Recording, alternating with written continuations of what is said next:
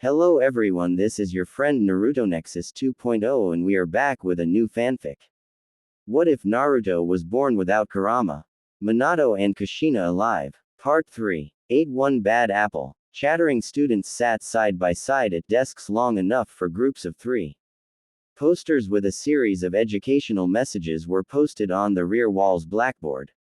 Several rows of tiered seating overlooked a man behind a podium. He made a single hand gesture, commanding total silence. Iruka Yumino a sheet of paper close to his chest, careful not to allow his captivated audience a sneak peek at its contents. His watchful eyes surveyed the room, checking the students who were present against a memorized roster. Varying degrees of discomfort registered in the faces staring back at him. The graduation test is about to begin, he announced. When called for his turn back when the class had to do a live demonstration, Shikamaru made a clone that was just stable enough to pass itself off as him. It wobbled if you stared at it long enough, but Iruka-sensei was already marking him with a passing grade by the time this happened, and none of the other students were shrewd enough to notice. Unlike the rest of the class, Naruto and Sasuke weren't fooled. They could tell by how fluid Shikamaru's replication of the hand sign sequence was that he'd memorized it long ago, but didn't want the abundance of attention that came with excellence. Naruto rested his chin on crossed arms as he thought back on that day.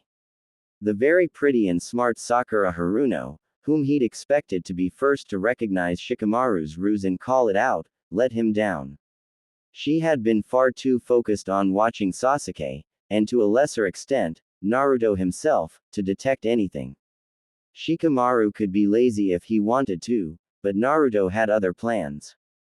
If he was going to fill the shoes of his father, and maintain his reputation as the Hokage's gifted, and really cool, son, he needed to keep training hard and learn all of the jutsu he could.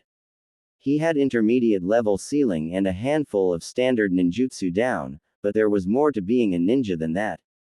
Practice your forms, then I'll take you to Ichiraku, his mother had often said when he was younger. In hindsight, Naruto was grateful for Kushina's insistence on passing down the basic framework of her sealing techniques to him, even if back then he'd found it to be a bother. Learning to make even the most rudimentary Uzumaki seals had demanded so much out of him, it left him starved of chakra wi. Never he didn't get the formula exact. However, the difficulty of this regimented training bred rapid growth.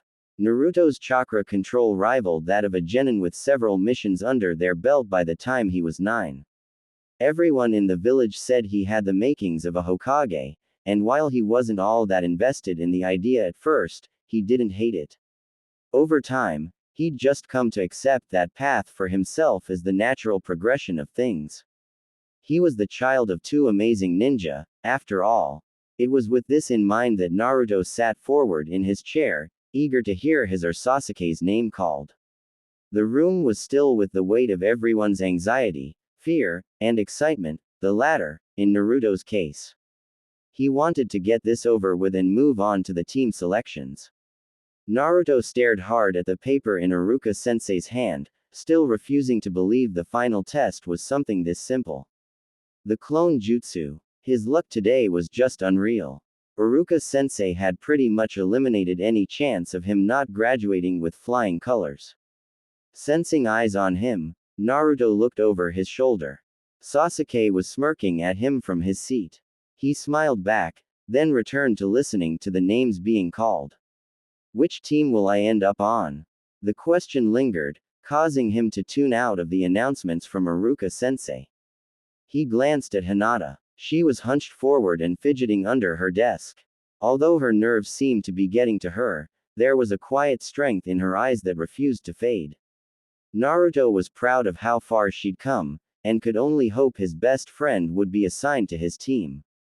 When his turn to be tested came, Naruto practically leapt onto his feet and power walked to the next classroom. He high-fived Sasuke on his way past. He was ready. There was no time to waste here. He needed to start completing missions and get stronger. Great job, Iruka said as Naruto dispelled his 5 identical illusions. 1 clone was the minimum requirement. He figured it would be better to make several and get a higher score.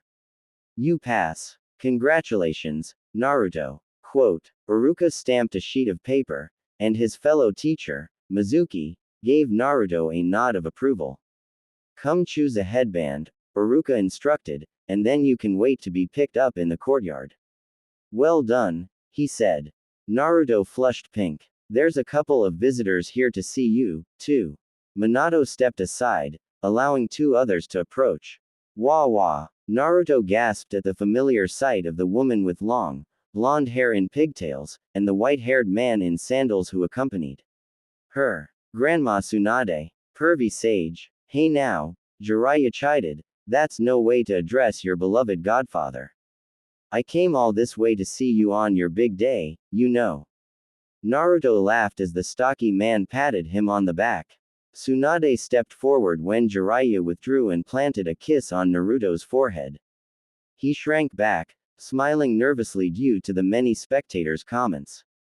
Not in front of all these people, Granny, Naruto said, holding up his hands. Ignoring him, she smiled and took a step back. We're both very proud of you, Naruto. Keep on following your path. You know I will, believe it. Naruto said, pumping a fist. Everyone laughed at his display of confidence, but then Kushina paused and looked around. Where's Sasuke? She asked. Naruto nodded toward the exit. He's still in there. I was called before him. Several minutes later, Sasuke made his appearance. He held up a freshly gifted headband to show he'd passed, and was showered with the same surprise affection from the welcoming party. Naruto took the opportunity to break away and congratulate Sakura. She didn't speak more than a few words, but her eyes shimmered with awe the whole time. The girls around her made comments under their breaths, watching as one of the two most renowned students paid Sakura a personal visit. Until now, he'd always tried to limit himself to the occasional passing hello, but Naruto wanted to show his appreciation for Sakura on such an important day. Naruto, come on, Sasuke beckoned, walking over to him. We're going to Ichiraku to celebrate. We are. No kidding, Naruto said, his attention captured by the news. Sasuke nodded. He made eye contact with Sakura and offered her a subdued, congratulations. Quote. Just as she had with Naruto, Sakura remained silent for the most part, and was only able to utter a soft, thank you, Sasuke. Heck yeah, Naruto shouted at the sky. That's what I call a celebration. He heard a thud, turned back, and noticed Sakura was no longer standing behind him. She had fallen unconscious, her long hair fanned out around her. Oh no, Sakura, Sakura, are you alright? Naruto knelt at her side, freaking out as a crowd formed around the pink-haired girl. Sakura, Sakura, wake up. This day was wild. First he aced a super easy graduation exam, and now he was getting a trip to Ichiraku, but couldn't hightail it there because his crush passed out. He hoped that at some point, things would calm down. Tsunade strode onto the scene and took on the task of reviving Sakura. Everyone cleared the way for her, but even with a wider gap at its center, the crowd of onlookers grew. When Naruto was sure Tsunade had the situation under control, he stood back and observed his surroundings. A single individual stood a noticeable distance away from the huge crowd. The person's shoulder-length white hair and green vest disappeared around a corner. Alarms raised in Naruto's head. That had to have been Mizuki-sensei, but why was he in such a rush to leave? Sasuke, Naruto said, come here. What's going on? Sasuke asked, leaning closer. Naruto whispered into his ear, received his brother's nod of approval, and took off after Mizuki while everyone was distracted. Sasuke would let Dad know what was up. Now all he needed to focus on was finding out why the leaf instructor snuck off like that. Mizuki smirked as he leapt from tree branch to tree branch, making his way to the fourth Hokage's residence. The sky was almost dark by the time he stopped at the largest tree near the house. He crouched and formed a hand sign, checking the premises for any inhabitants. None were detected. Hey, this was easier than I expected. Now I'll just grab the scroll while everyone's at the academy. Mizuki dashed from the edge of the forest to the side of the house, pressing his back against the wall. He peeked around the corner just in case, pleased to find there was nobody in sight. No nearby chakra signatures either. He slinked along the wall and amassed chakra in the soles of his feet. Leaping off of the ground, he rose several feet into the air and grabbed onto the railing outside of the front door. Mizuki flipped over the side of the railing and planted his feet, bypassing the stairs in one smooth motion. The front door was made from high-quality wood, and a leaf village symbol was carved into its center. No surprise, only the best for the residents of the Hokage. Unseen to the eye were a series of interlinked seals embedded into the polished wood. One parent seal triggered the rest, as far as Mizuki could tell from a distance. If he dared to try and break in without disarming the initial trigger point, he wouldn't like the result. Release, Mizuki said under his breath, forming the hand sign necessary to disengage the barrier. He couldn't help but laugh. Ironically, he had Lady Kushina's guidance to thank for his success.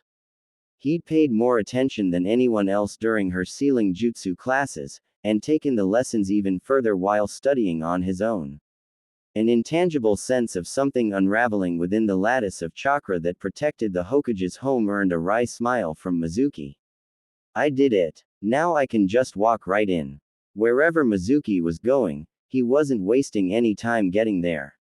Naruto could have matched his speed with no issue, since it paled in comparison to the speed drills his dad put him and Sasuke through. Instead he hung back, careful with his footing to avoid giving himself away. In all honesty, Mizuki was so hyper-focused, Naruto doubted he would have noticed any suspicious sounds anyway. Some time later, Mizuki slowed down a bit. Naruto let the gap between them widen in case the Chunin was about to stop. He was correct. Mizuki landed on a branch of the tree nearest to Naruto's house and stared at the residents from afar. Then he hopped down onto the grass, formed a quick sign, and snuck across the stretch of land leading to the house. He must have been double-checking that he wasn't followed with that last jutsu. Whatever the academy teacher was up to, there was no chance in hell that it explained away breaking into Naruto's house while no one was around. He had to be crazy to think he'd get away with this. Boy, Naruto said to himself with a snicker, have I got a surprise for you. He observed as Mizuki deactivated the seal from outside and let himself in. When he was certain enough time had passed for the intruder to let down his guard, Naruto took action.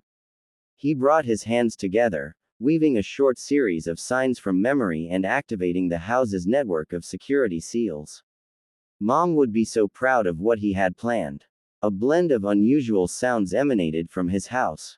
He proceeded toward the scene of the beautiful disaster with a playful smile on his face. Taking a tentative step forward, Mizuki reached for the door handle. He touched it and flinched, relaxing when no alarms sounded and he wasn't blown to Kingdom Come. Sighing, he kicked himself for being scared. Why should he be? Most of the Anbu detail was either on missions or overseeing the graduation proceedings, so no one would show up to stop him. The scroll of sealing was ripe for the taking, it was as good as his. Stupid, he chastised himself, shaking his wrists as he drummed up the courage to follow through with the plan. His clammy hands were a testament to the dread creeping like a trickling bead of water down his spine. Mizuki took a ginger step forward into the house, giving it a quick sweep with his eyes and feeling the space out for any unusual chakra sources. The scroll wasn't in the main room of the house, much less laying out in the open for him to find. That was to be expected. He chose another room, peeked around the corner despite being sure he was alone, and entered. Again, no luck. The fourth try was the charm. As he had in the previous locations, Mizuki performed a jutsu to feel for the scroll's chakra. This time, he found something unusual hidden behind a false panel in the wall of what seemed to be Minato and Kushina's bedroom. He slid back the panel, pulled the scroll free, and felt along its seam. While on the surface, it appeared to be simple to open, an invisible sealing jutsu prevented him from accessing the contents. Mizuki molded chakra in preparation to undo the seal, but made it no further. Without any warning, the dull hum of the home's intruder detection jutsu reached his ears. Fear struck him like a gut punch. He made a beeline for the exit with the spoils of his mission under one arm, but it was no use. When he reached the front door, a current of lightning chakra rippled in the air and struck Mizuki, rooting him to the spot in front of the entrance as his body spasmed. The scroll fell and rolled away. He cried out, unable to do a thing beyond fight to stay conscious. His teeth ground against one another with considerable force. He bit his tongue so hard, not even a grown man could shrug the pulsing pain off. The agony of Mizuki's predicament was unimaginable, made all the more unpleasant by a sudden wave of water crashing down onto him to amplify the shock. Where this water came from was anyone's guess. Then, as if all of the previous torment wasn't enough, stone spikes protruded from the carpet beneath his feet and pinned him in place. The only responsive part of his body was his eyes. He willed himself to look around the room for any sign of the Hokage or his guards. He saw neither. Instead, he took in the smug expression on the face of one Naruto Uzumaki. The boy stood at the threshold of the front door, smirking like a classroom prankster at the pathetic sight in front of him.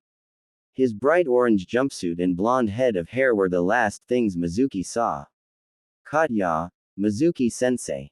I rigged the seal to go off in reverse, and target anyone inside the house, after you walked in. The boy's cheeky victory taunt stung. A 12-year-old caught him. Powerless to do anything else, Mizuki cursed the damn brat with all of the energy left in him before SSING out. The following morning, Mizuki's arrest, made possible by the Hokage's son, was the topic at the forefront of everyone's minds. The village was shocked that a traitor had lived among them all of this time, harboring malicious thoughts behind a deceptive smile. The Chunin instructor had years of history with the village, built a life and reputation here, and had thrown it all away in one instant for a power grab that failed. His entire life was eclipsed by a shameful legacy of betrayal. The opposite was true for Naruto. He strolled along the central path through the Hidden Leaf village with Sasuke, smiling and waving to the frequent praisers of his good deed the prior night. A handful of kids came up to him asking for details about his awesome takedown of the Chunin-level rogue ninja. Rather than tell the lame tale of their home security measures handling the threat, Naruto allowed himself to spice the details up a little, invoking endless eye-rolling from his brother. Yeah, I totally clocked him good. Naruto lied. He begged me to let him go, but you know, I've got a village to defend. Believe it. This seemed to satisfy the first batch of inquisitive citizens, adult and child alike. Soon, he was retelling the encounter again. Ah, it was nothin'. I let him know the Anbu were on their way and he fessed right up. Told me his plan to steal the scroll of sealing from Dad and everything. Wow, big brother Naruto, said the pint-sized boy staring up at him in awe. You're so cool. Thanks, Naruto said, smiling down at Konohamaru Sarutobi, the third Hokage's grandson.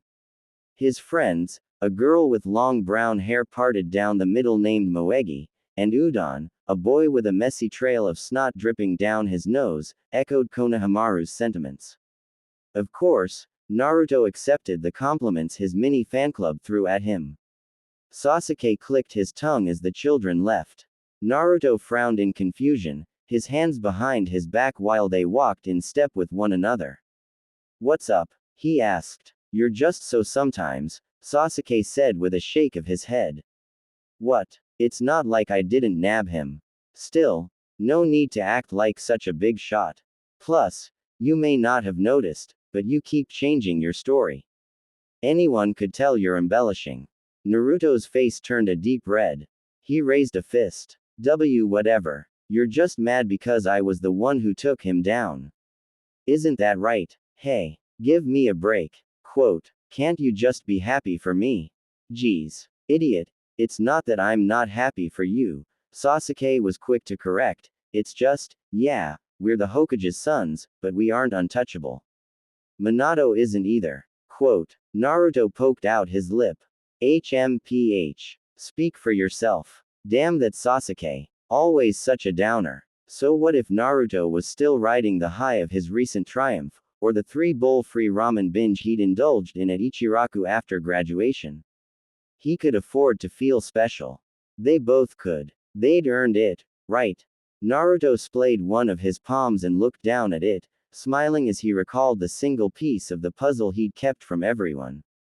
The moment when, on a whim, he directed a shadow clone to return a transformed copy of the scroll and kept the original for himself. He wanted to see what was so precious inside of the darn thing, and boy, had he seen. He replaced the seal and put it back by morning, of course, but the new jutsu he learned was gonna blow everyone's minds, including Sasuke's. He couldn't wait to show it off. A faint rumble caught his attention. Sasuke glanced in the direction of the disturbance, too, getting into a battle stance. What's that? Naruto asked, scratching his head. How should I know? No sooner had Sasuke given this remark than two girls appeared in the distance, joined at the cheek and hip and fast approaching.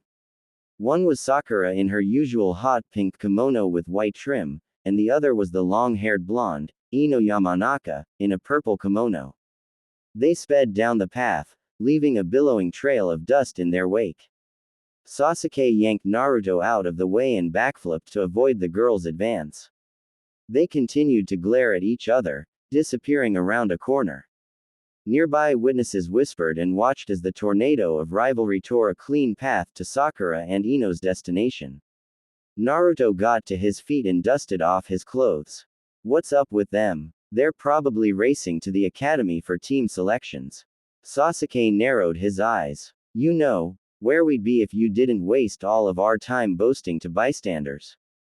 Quote, shut up. Just hurry up already. They picked up the pace. Naruto could see the roof of the academy in the distance. He shivered from head to toe with excitement. Today, he'd be placed on a team. Iruka-sensei finished calling out team assignments and waited as his former students processed the news. Naruto's stomach dropped at the realization that he wouldn't get to do missions alongside Hinata after all. At the very least, he would have time to get closer to Sakura. He already worked well with Sasuke, so that was no issue. Brushing off his mild disappointment, Naruto raised a fist. Go Team 7, believe it. Quote, Sakura was slower to raise her hand, but she joined him, and so did Sasuke, with much less emotion than either of his teammates. Naruto turned to Sasuke. Behind him, Ino made a remark that sounded negative, and he could hear Sakura chuckling to herself. Those two were always at each other's throats. Sasuke, Naruto said, you ready to meet our sensei?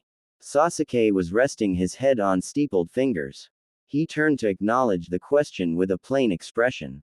I'm ready to go. Naruto was more than ready as well, so he was beyond displeased at Iruka's news that their sensei would meet with them in half an hour. Making matters worse, they had to stay in the classroom the whole time. Naruto shifted around in his seat as he fought to repress his mounting impatience. One after another, the other teams descended to the bottom floor of the lecture hall and left with their appointed sensei. When it was her group's turn to go, Hinata stopped and waved goodbye to Naruto, giving him a sad smile. He tried to distract himself as she left by striking up a conversation. I wonder what kind of guy our sensei is. Naruto looked up at the ceiling and let his imagination run wild. Do you think he's someone really strong and cool? Or maybe a big, rude guy? Who knows? Sakura said. She ran a hand through her long hair, leaving Naruto mesmerized by its silky appearance, and sighed.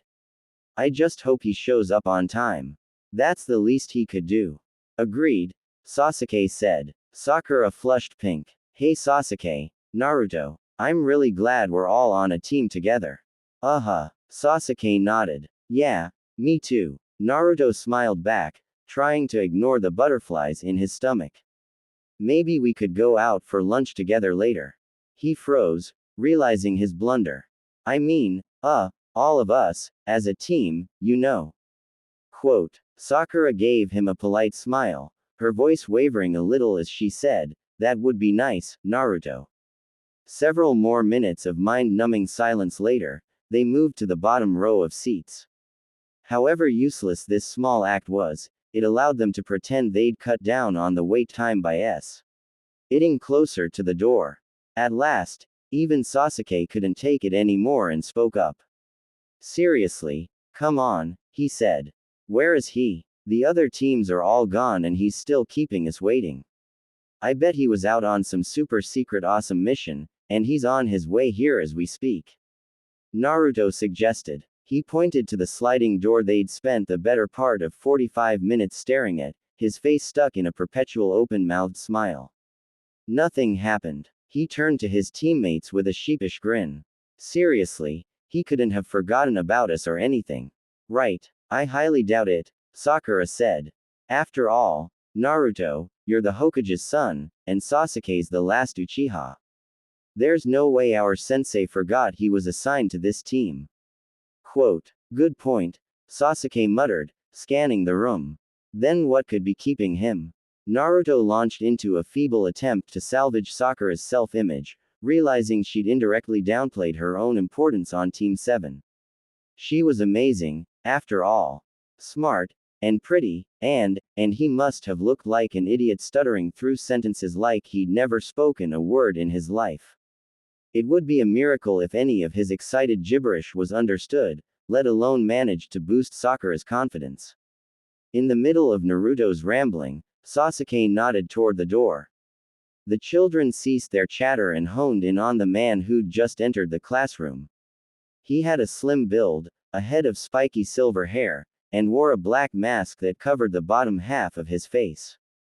Hello, you three, the man said, hands in his pockets. He spoke in an even tone with a bit of a lazy drawl. My name is Kakashi. Kakashi's mask's movement was the only indication that the words they heard came from him. Naruto gasped. He squinted at his sensei and wasn't all that surprised to notice Sasuke scrutinizing him, too. I know you, the boys said in unison. They shared an awkward glance. The vague memory of this man visiting their home a couple of times in the past was all Naruto knew of this man. He appeared to have been very close with their parents, judging by his casual demeanor and how they welcomed him inside. Seeing that Sasuke remembered him was a relief, and helped make Naruto more sure he wasn't making this all up.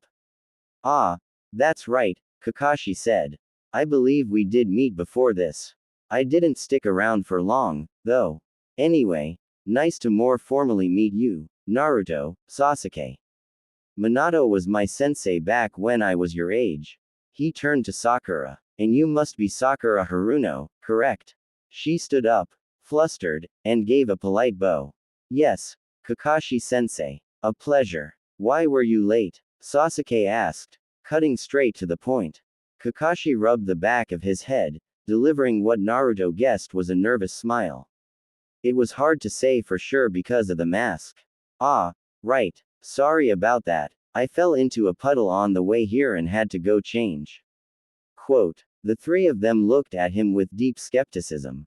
He flinched. Laughing it off, he said, well, why don't we get going? This guy's a Jonin, Sasuke whispered. No kidding, Sakura said, arms crossed. I'm not convinced. Already past the point of debating this, Naruto hurried out of the classroom when Kakashi beckoned them to follow him to the rooftop.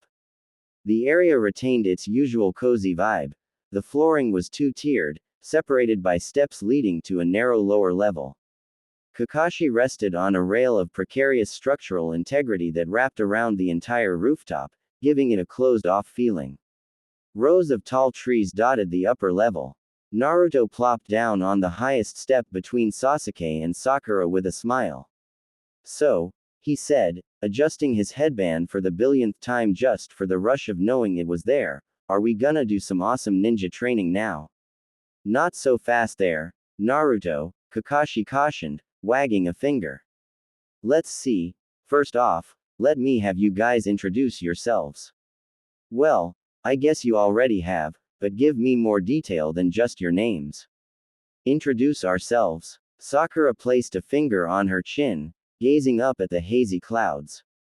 What should we say? Your likes, dislikes, your future dreams and hobbies. Kakashi made a wide gesture. Things like that. I'll go first. Naruto piped up. Of course you will, Sasuke said with an amused roll of his eyes. My name's Naruto Uzumaki, and I'm the son of the amazing Minato Namikaze, the Hokage. I'm the strongest one on this team, believe it. Sakura tried to interject. Naruto, that wasn't one of the questio. I like instant ramen, but I like the ramen from Ichiraku even more. What I dislike is the 3 minutes after pouring hot water into instant ramen. My hobbies are eating ramen, comparing ramen, and hanging out with my best friend Hinata. And my future dream is to live up to my namesake as son of the 4th Hokage, and to one day surpass my dad. Surpass Minato sensei, Kakashi said, eyes uncharacteristically wide. That's quite the goal. Quote, you're always so ridiculous, Sasuke said.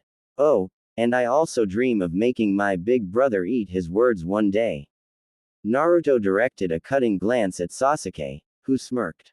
Okay, Kakashi said. Next. His eyes fell on Sakura, who clammed up and curled her legs against her chest. I'm Sakura Haruno, sir, and she eyed Naruto and Sasuke, face drained of color. What I like, who I like is. Quote. Her eyes flitted from one boy to the other, and she blushed. And my hobby is, her eyes cut to them again, and she averted her gaze. She drew in a heavy breath.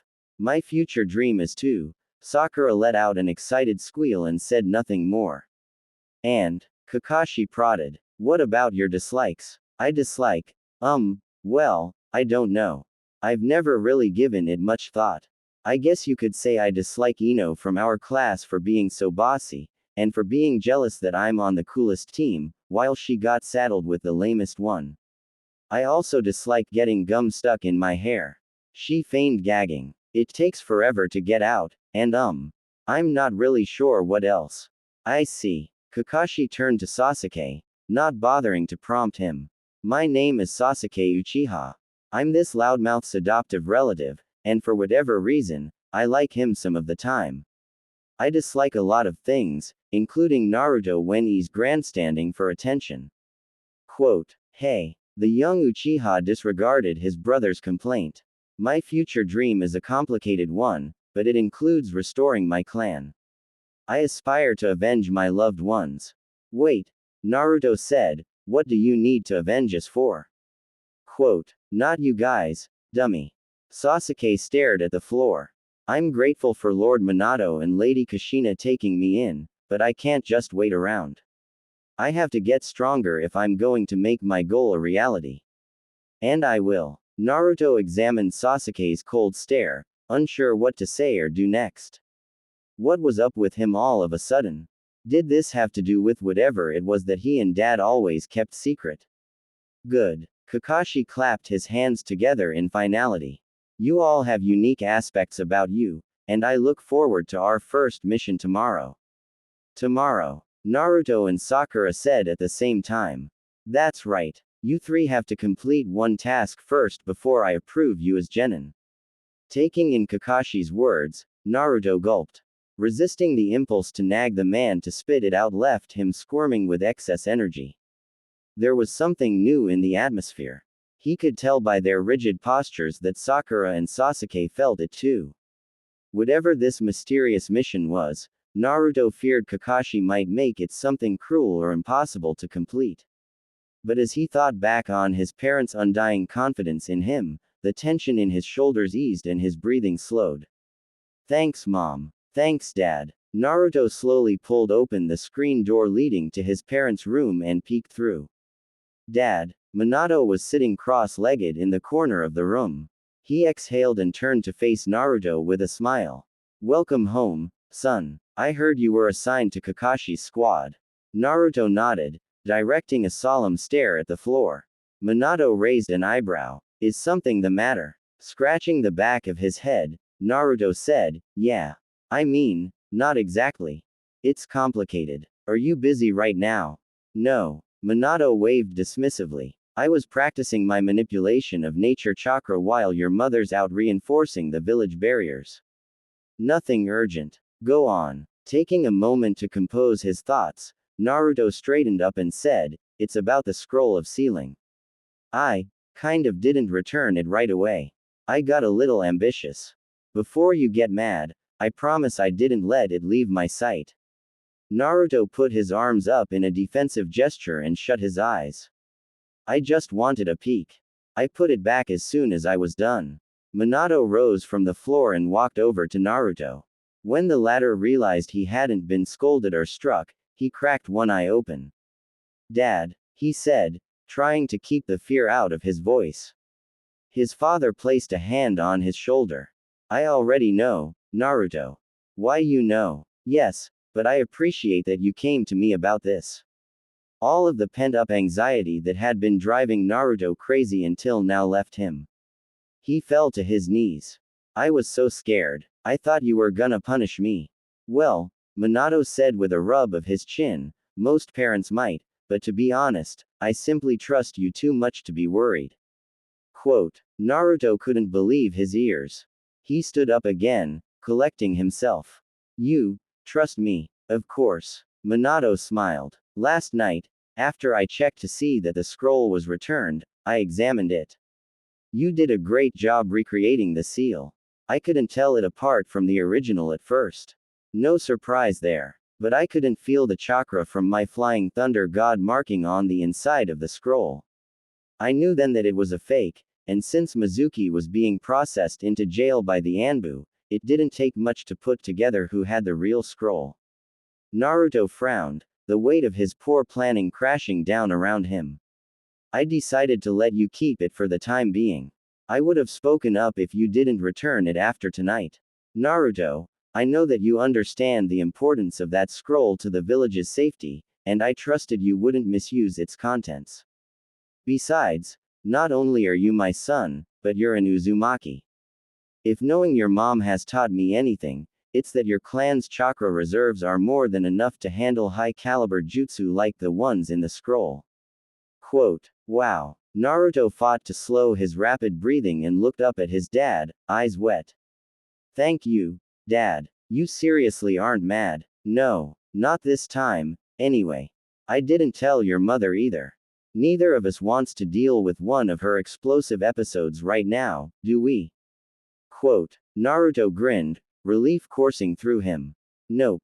One other thing, Naruto. I know you must have done more than just peek. I admit I'm a bit excited. Minato leaned in closer. What did you learn from the scroll? Quote. Letting out a nervous laugh, Naruto averted his eyes. Yeah, you got me. So ya see, I spent hours practicing this awesome jutsu. I can make hundreds of clones now. The multi-shadow clone jutsu, Impressive. I haven't seen that jutsu performed in years. To think that you would learn it, and at such a young age. A noise near the front of the house caused them to perk up, both studying the chakra of the one entering the front door. Mom's home, Naruto said. Well, we'd better go greet her. Please promise me you won't pull any more stunts like this, son. Naruto turned back to his father and gave him an impassioned salute. I won't. It's a promise. Believe it. 9. The bell test and other inconveniences. Team 7, sans Kakashi, assembled on the Leaf training field at the crack of dawn per the previous day's instructions. Each of them toted a backpack and pouch filled with ninja tools. They stood in an awkward triangle facing one another, doing their best to fight off impending yawns and gritty eyes. Faint streams of light trickled through gaps in the trees and shrubs. The prevailing darkness cast long shadows across the training grounds. Morning, Sakura, Naruto said. Morning, Naruto, she muttered. Morning, Sasuke. Sasuke nodded in acknowledgement and scanned the area. Where's Kakashi? I don't see him, Sakura said. Naruto waved off their comments. Don't worry. I'm sure he'll be here soon, believe it. He wouldn't leave us waiting around again, would he? Sasuke scoffed. You really have a lot of faith in him. I'm not sure we should give him the benefit of the doubt, Sakura said, tapping a finger against folded arms. One time's a coincidence. Twice is a pattern. I agree, a fourth voice said. The speaker leaned over Sakura's shoulder. Who are we talking about? Naruto, Sasuke, and Sakura jumped away from the newly arrived Kakashi. They switched into battle-ready stances, all gripping kunai in one hand. Crying out in surprise, Naruto pointed an accusatory finger. Kakashi-sensei, how'd you sneak up on us like that? Kakashi chuckled. I wanted to see how good your senses of awareness were even when you're not on the battlefield. He sighed, rising from a crouched position. Unfortunately, the reaction time you've just demonstrated doesn't bode well for you if you want to pass this test. Quote, for crying out loud. Naruto grumbled. How were we supposed to know to expect that? We weren't. That's the point, idiot, Sasuke shot back, still focusing on Kakashi. So, what's this test all about? Quote, yeah, Sakura said, her voice cracking, tell us, sensei. Kakashi's sinister laughter turned Naruto's stomach. He ground his teeth together, bracing for whatever was about to be revealed. The other's reactions only deepened his worry. Sakura's wobbling knees said it all, but to her credit, she stood her ground. Sweat traveled down the side of Sasuke's face. Unlike his teammates, he maintained a false air of stoicism. What's so funny? Sasuke demanded to know. The Jonin plucked a pair of bells from one of the pockets of his military vest and held them out at arm's length. His half-lidded eyes gave the impression of a mocking smile beneath his mask. Kakashi watched their expressions with a disturbing degree of pleasure before diving into a meticulous walkthrough of the mission guidelines. Minato gnawed at the edge of one of his nails, sitting in front of his latest stack of paperwork and speed-reading the pages. No matter how many letters he stamped or correspondences he delivered, he couldn't abate the unease that had lingered ever since Naruto and Sasuke left for the day. Today was their first day as genin. His confidence in them knew no bounds, but he would be lying if he said he wasn't concerned. Although Naruto and Sasuke were quite strong for their age, their personalities were often their downfalls. Sasuke's near-tunnel vision focus on getting stronger, and Naruto's insistence on proving himself superior, often clashed with one another. The mere thought of those boys doing the bell test exercise against Kakashi, of all people, was a dangerous prospect. Kakashi was once Minato's student, so he knew the man's no-nonsense teaching style better than anyone else. Kakashi wouldn't hesitate to drop them from the program if he saw fit. Please take this seriously and work together, Minato pleaded with the boys in his mind. Shaking off his worries, he buried himself in more paperwork.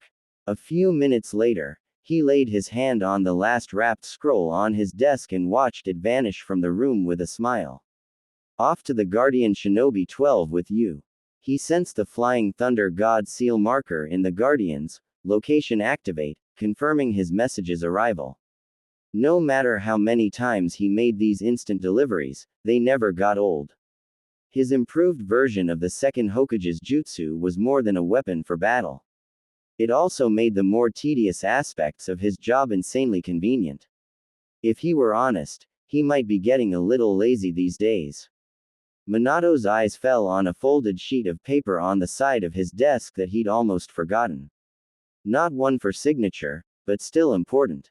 He snatched it up and unfolded it, rereading the message within.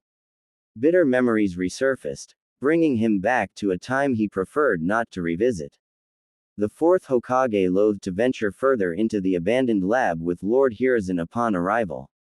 Its dismal conditions were less than pleasant to examine, but he knew they had a job to do. Bloodied tables, body parts strewn all over the place, and rows of shelves and dingy cabinets cleared of their contents painted a bleak picture of this place's intended use. Worst of all, there was no trace of the one responsible for it all, Mr. Orochimaru of the legendary Sannin. The look on the third's face said more than words, so Minato didn't press him. It was no secret in the village that Orochimaru was one of his most cherished students. The fourth laid a hand on his shoulder for support, although he knew it was a futile gesture. Traveling beyond the main room of the laboratory yielded similar findings. Minato darkly pondered how he was keeping his breakfast down in the face of the atrocities he beheld. Whether for better or worse, the Hokages and the Anbu detail accompanying them found no living test subjects among the bodies they recovered. Over the course of the day, they found 2 more hideouts where Orochimaru had carried out additional, even more gruesome acts. He hadn't been quick enough to evacuate these locations, so Minato and Hiruzen ordered the areas blocked off. They assigned an investigation unit to round up any survivors and see to it that they were treated by the medical ninja on standby. However, even among those who were well enough to converse after treatment, none of the test subjects provided any useful information regarding Orochimaru's whereabouts. No surprise there, Minato told himself. Orochimaru would have had the presence of mind to wipe their memories or place seals on them before making his exit. A squad of Anbu interrupted the Hokage's walkthrough of one of the hideouts with more news. Lords 3rd and 4th, the leader of the group said as she came to a stop in the doorway. She took a knee, and her comrades followed suit. Urgent news. Minato gestured toward her with as polite a smile as he could muster under the circumstances. Proceed, Yugao. The purple-haired woman raised her head to reveal an expression wrought with concern. A lump caught in Minato's throat. What else had gone wrong now? Several Anbu operatives have disappeared without a trace, sir. Their lockers are cleared out and there is no sign of them anywhere in the village. Without having conducted a more thorough search, we can't be sure, but it's believed they have defected. Hiruzen darted an eye toward Minato, but said nothing. It was clear they were both thinking the same thing. The former's suspicions surrounding Danzo's involvement were looking more and more credible. Yugao continued. Several of the supposed deserters are known to be former members of Danzo's root division. I've brought a running list. She held out a slip of paper, which Minato took with a reluctant sigh. He was relieved not to see one of the most valuable root operatives' name on the list. Codenamed Kino, then Tenzo, and at last renamed Yamato, the boy possessed a derivation of Hashirama Senju's legendary wood style. He obtained these powers as a result of experiments thought to be carried out by Orochimaru, but these rumors were never confirmed. Minato feared someone with the first Hokage's power falling into enemy hands almost as much as he did the jutsu in the scroll of sealing. Nodding toward Yugao, he dismissed her to resume the search and turned to Hiruzen. The elderly retiree pressed his fingers to his temples. He looked up with wet, tired eyes and a deep frown. It seems we have much to do, Minato. Quote, yeah, much to do. Sadness struck Minato's heart as he relived that haunting day from years ago. He blinked and observed the note in front of him, pulling his focus back to the present. Lord 4th, I've made headway in tracking down Danzo and Orochimaru. I encountered one of Danzo's loyalists, a former comrade from Root.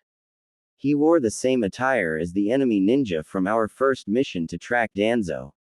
I alerted the rest of the squad and we pursued the target, but he triggered a minefield of paper bombs, taking his own life before we could get any intel. I've provided a visual of the location, and will report back when we have more for you. Yamato. The visual consisted of the bottom portion of the paper, where Yamato had embossed an image outlined in ink. Minato whistled at the intricate level of detail. The imitation of depth, no doubt achieved with a stamp made from wood style, almost made him forget he was staring at a flat plane. Wow, the things that boy can pull off with his jutsu.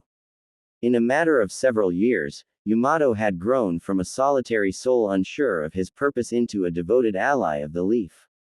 His strength, both within and without, was commendable. Minato found comfort in knowing that wherever Danzo was holed up, he wasn't commanding a loyal soldier with wood release. On top of having Shisui Uchiha's eye, he had Itachi to thank for the latter bit of intel. Minato sighed and rose from his desk, thinking it might be a good idea to get some fresh air while things were slow. He hadn't made it more than 2 steps around his desk when a Leaf ninja nudged open the door, staggered through, and dropped yet another stack of papers on the desk for him to sign. These just came in from the academy, sir. Quote, so much for taking a walk around the village. Kakashi placed a timer on one of several wooden posts next to a cluster of bushes. All right, he said, it's set for 12 o'clock. He depressed the start button. Holding up the bells once again, he explained, today's assignment is to take these bells away from me by noon. Naruto eyed the shiny metal objects. This mission sounded too easy. What was the catch here? His stomach growled. He winced, trying to ignore the raging appetite born from Kakashi's specific instructions to skip breakfast. Shaking the bells once for emphasis, Kakashi continued, those who can't do it won't get lunch. Quote, a mixture of shock and fury boiled in Naruto. He narrowed his eyes at the sadist before him. His idea of a fair first mission was to starve them for hours, then somehow expect them to put up a decent challenge. The blonde glanced at Sasuke, who was silent while he listened to Kakashi's words. Sakura was whimpering as she ate her noisy stomach. Pointing toward one of the posts, Kakashi said, you'll be tied to that. And I'll eat my lunch before your very eyes. But hold on, Sakura interrupted, holding up 2 fingers. Why are there only 2 bells? Kakashi chuckled. There are only 2 so that at the very least, one of your names will have to go into the logs. That person will be disqualified for failing the mission, and will return to the academy. You've got to be kidding me. Naruto shouted. His teammates gasped and turned to him. I can't believe Dad really allows someone like this to be in charge of Genin. What kind of crazy test is this? Naruto, Sasuke stressed, let him finish first. He gave Naruto a look that said, yeah, I know. Although he was still annoyed, Naruto reluctantly shut up and waited for Kakashi to continue. When the instructions were conveyed, Naruto fought to hold back his annoyance with the mission guidelines. The whole thing was rigged. He knew that much. How could an academy graduate learn anything useful from this? Hey Naruto, Sasuke said, snapping him back to attention, eyes up. His brother was in a combat pose, which he copied. Naruto noticed Sakura doing the same out of the corner of his eye. All 3 of them shook with anticipation. The moment was almost here. They needed a plan of action, or they were going to be wiped out with ease. If Kakashi was anywhere near the level of his dad, Naruto knew the test would be no cakewalk. That was fine, though. While it may have been risky, he had a plan. One that would allow all 3 of them to pass if it worked. He whispered to his comrades, then smirked as Kakashi spoke up. Begin when I give the ready go signal. Quote, Naruto didn't know what he expected from the Jonin who claimed to have been trained by his father. He didn't know what he expected from the first mission that would secure his spot as a Leaf Genin. He didn't even know if his plan to take the bells from his sensei would really work. But there was no way in hell he could have ever prepared for the sight in front of him. Kakashi reached into a compartment of his uniform and pulled out an orange book. It appeared well used, but was kept in decent condition apart from its curled pages. He adopted a casual stance, flipped to a specific location, and began reading the damn thing in front of his students. They were about to start their first mission, engaging in a life-threatening battle with him, and he was reading a book. Wait, Naruto knew that book cover. It was his godfather's best-selling book called Make Out Paradise. Kakashi-sensei thought reading something sleazy like that was more important than their mission. Sasuke appeared no less pleased by this. He and Naruto locked eyes, equally confused. Sensei. Sakura said. What are you doing? It should be fine if I read this, Kakashi muttered to himself. I was just getting to a good part. Sensei. Naruto interrupted, more aggressive in his tone than Sakura.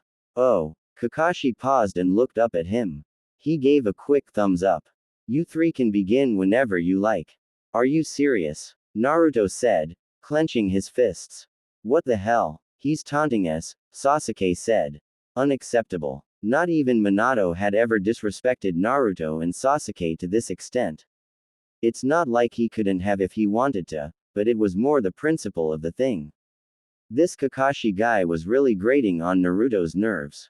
Who did he think he was, treating them this way? Naruto was the son of a hero. He was going to be the next Hokage, for crying out loud. I'll teach you to underestimate me, believe it. Naruto declared to the engrossed reader. His comment received no acknowledgement.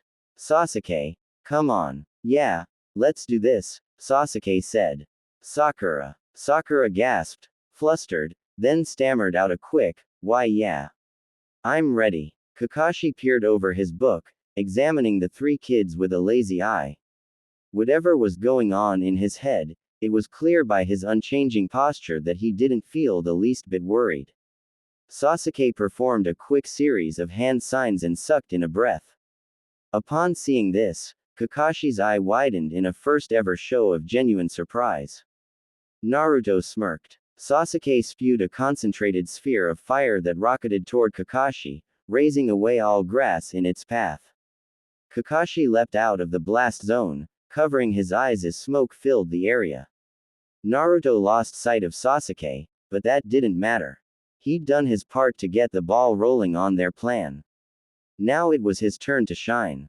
Naruto, you're up, Sakura said from somewhere close. Having received his cue, Naruto rushed in through the cover Sasuke made for him. He reached into his ninja tool pouch and fished out a few shuriken. Then he jumped into the air, scanning for Kakashi as he exited the cloud of smoke. Descending from his evasion of the fireball, Kakashi came face to face with Naruto.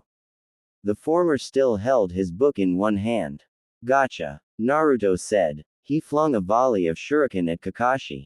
Reacting with almost mechanical efficiency, the Jonin used his free hand to retrieve a kunai and deflect the shuriken. He flipped backward to avoid the follow-up punch Naruto attempted, and landed unharmed on the ground among the ska. Ttered shuriken. He gasped when he turned to see Sasuke speed onto the scene and move in behind him. What? Kakashi gasped, turning just in time to react to his student's body flicker technique. Sasuke threw two well-aimed punches at Kakashi, who blocked one hand, then the other by using his bow. Okay as a shield. They stood interlocked in a grapple until the Uchiha decided to kick off of the ground with a burst of chakra, using Kakashi's grip on his hands to steady himself. Sasuke launched into a backwards flip, bringing one heel crashing down toward his sensei's head. However, the Jonin was not fooled. Realizing the boy's intent, he flung Sasuke away before his attack could connect. Sasuke rolled out of the momentum of the throw in time to plant his feet against the side of a tree. The tree creaked under the pressure of his collision. Both spots where his feet met the bark formed shallow dents. Not missing a beat, Naruto charged in when his brother was sent flying, only to end up in a similar hold as the one Sasuke fell victim to in seconds. Despite being neutralized with ease, Naruto looked up at his sensei and grinned. The shuriken on the ground around Kakashi erupted into clouds of smoke. Clones of Naruto came rushing at him from all sides. Multiple shadow clone transformation. The Jonin trailed off. Kakashi spun around, swinging the original Naruto's body in an arc to knock aside the closest of the fakes. Then he tossed Naruto in the direction of Sakura, who was approaching from the treeline. Kakashi dodged and counterattacked as the clones continued to try to land hits on him until they were all dispelled. Don't get too comfortable, Sasuke announced from above. Another fireball came hurtling toward Kakashi, who put away his book just before impact. Sakura and Naruto disentangled themselves from each other and stood up, looking on in stunned silence. Sasuke landed several feet away from the smoky aftermath of the fireball and retreated to stand next to his teammates. His breath came in shallow huffs. Sasuke, you alright? Naruto said, touching him on the shoulder. Yeah, I just used a bit too much chakra making fireballs back to back. Sasuke grimaced. Don't worry about me. I can rest after we get those bells. They continued to wait and watch in silence until at last, the haze surrounding the impact site faded. Kakashi emerged unharmed, but without his book. He didn't look as casual anymore, which filled Naruto with pride. He may not have been able to land a hit on their sensei, but annoying him was at least worth something. You almost burned my only copy, Kakashi said in a gravely tone. I guess I'll have to get a little more serious now. Quote, Naruto and Sasuke nodded toward Sakura, who smiled as she tugged on a hidden wire trap. The wire triggered something unseen, and Kakashi looked in the direction of the sound. Without so much as flinching, he caught a kunai that came flying at him from within the forest, turning to Sakura with a dark chuckle. Not bad, Sakura, he said. You almost got me there. He threw the kunai away as a paper bomb tag on its hilt hissed to life. A large rock the kunai embedded itself in exploded, raining chunks of stone across the field. Go, Sakura, Naruto commanded, giving her a light tap on the back and injecting a burst of chakra into her.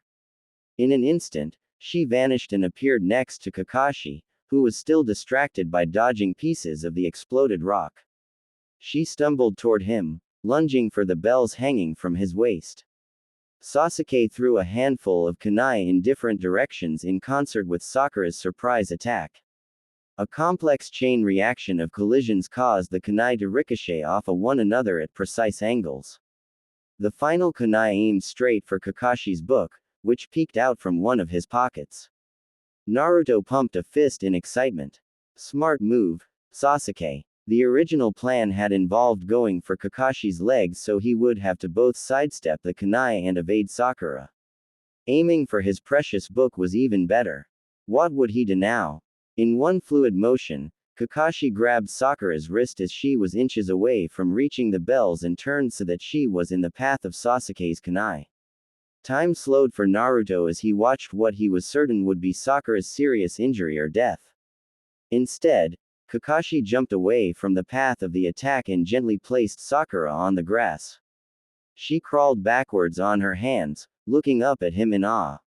What the? Naruto whispered. Sasuke grunted. He's so fast. Kakashi rose from his kneeling position, regarding the students with a blank stare. Are you three done yet? Naruto vigorously shook his head.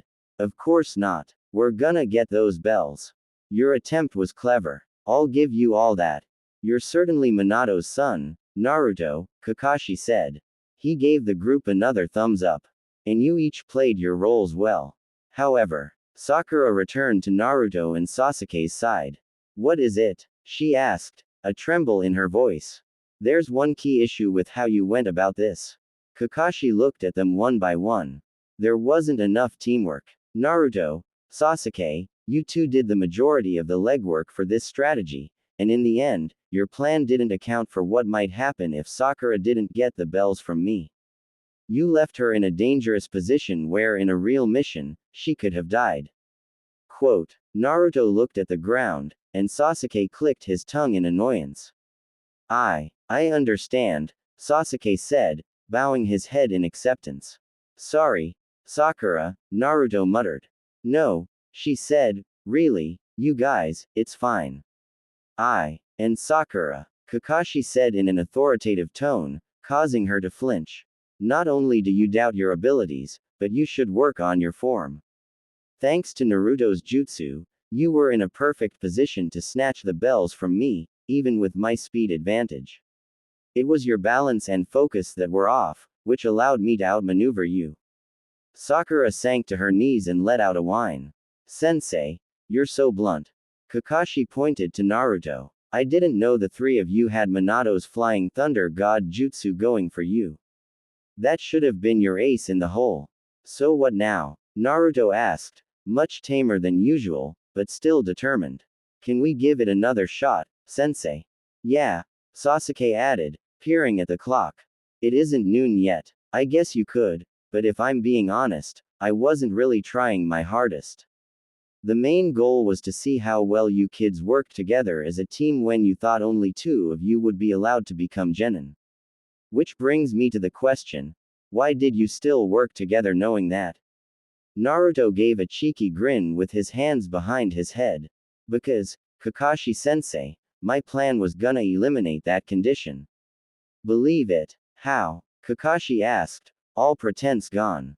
I'm genuinely curious. Sasuke answered for him. He was going to have Sakura give him the bells and then make a shadow clone so each of us could have one. Quote, well, Kakashi said, rubbing his chin, that's certainly a creative solution, if nothing else. I wouldn't have counted it, but I give you credit for thinking outside of the box. He sighed. Anyway, I'm pleased with your overall attempt, so you pass. Quote, Naruto was about to shout in excitement, but Kakashi raised a finger. In the future, remember this. Teamwork is key. On the battlefield, you and your comrades will only have each other to rely on. There won't be any workaround, like Naruto's idea to clone the bells. Everyone on the team is an important piece of the puzzle. Keeping this basic rule in mind could save your lives. Got it, sensei, Sakura said with a smile.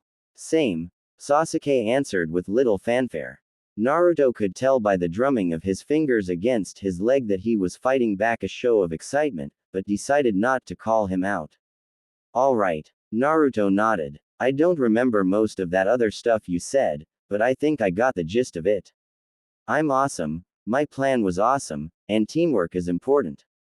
Interesting how you got that out of my lesson, Naruto, Kakashi said with narrowed eyes.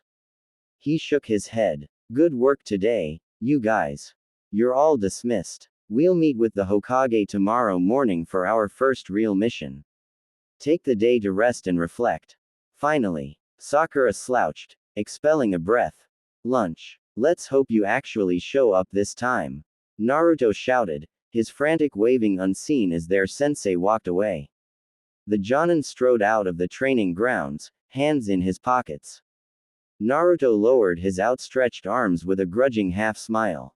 No matter how questionable the man's methods were, he had to admit his new sensei was pretty cool. Sasuke reached for his backpack in the pile they'd put their belongings in. Wait, Sasuke. Sakura gave Sasuke a meek wave. He froze, hand outstretched toward the strap of his bag. Well, you see, Sakura stammered, turning from one boy to the other as she spoke, I was thinking we could all stay and eat lunch here. You know, together as a team. She ran a hand through her hair, cracking a weak smile that sent Naruto's heart aflutter. I think that's a great idea, Sakura. Naruto beamed, hands on his. Whata ya think, Sasuke? Sasuke sighed. Well, no harm in it, I guess. He cut his eyes at Naruto. By the way, don't switch any of your rice balls out with mine again. You know I don't like sweets. Sakura raised an eyebrow at Naruto, whose nervous laugh gave him away. I only did it a couple of times, as a joke, he tried to rationalize. The tension of the moment broke when he moved to pick up his bag as a way of changing the subject. Minutes later, Team 7 sat on the grass by the wooden posts, their lunchboxes in their laps. They said thanks for the food before devouring their lunches in silence. Naruto was thankful to have Sasuke on his team. Foods best eaten hot, like the soup he'd brought, were child's play for his brother's fire style. Sakura watched in admiration as Sasuke conjured a weak flame, aimed it at the broth for a few seconds, then turned back to his meal. Naruto tried to eat in what he hoped was a refined enough manner that Sakura wouldn't see him in a bad light.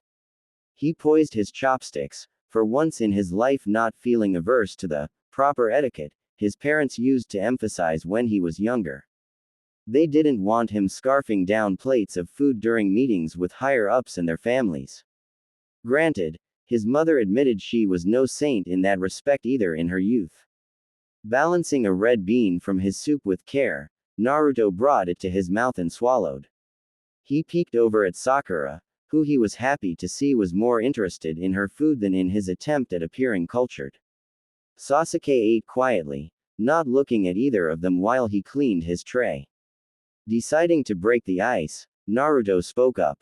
So, Sakura, he said with an air of false confidence, now that we're genin, what are you planning to do next?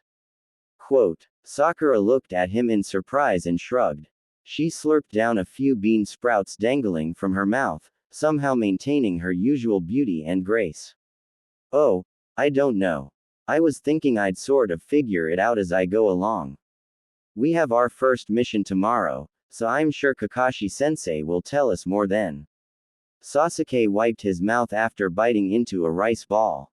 We'll probably get a lower-ranked mission to start with.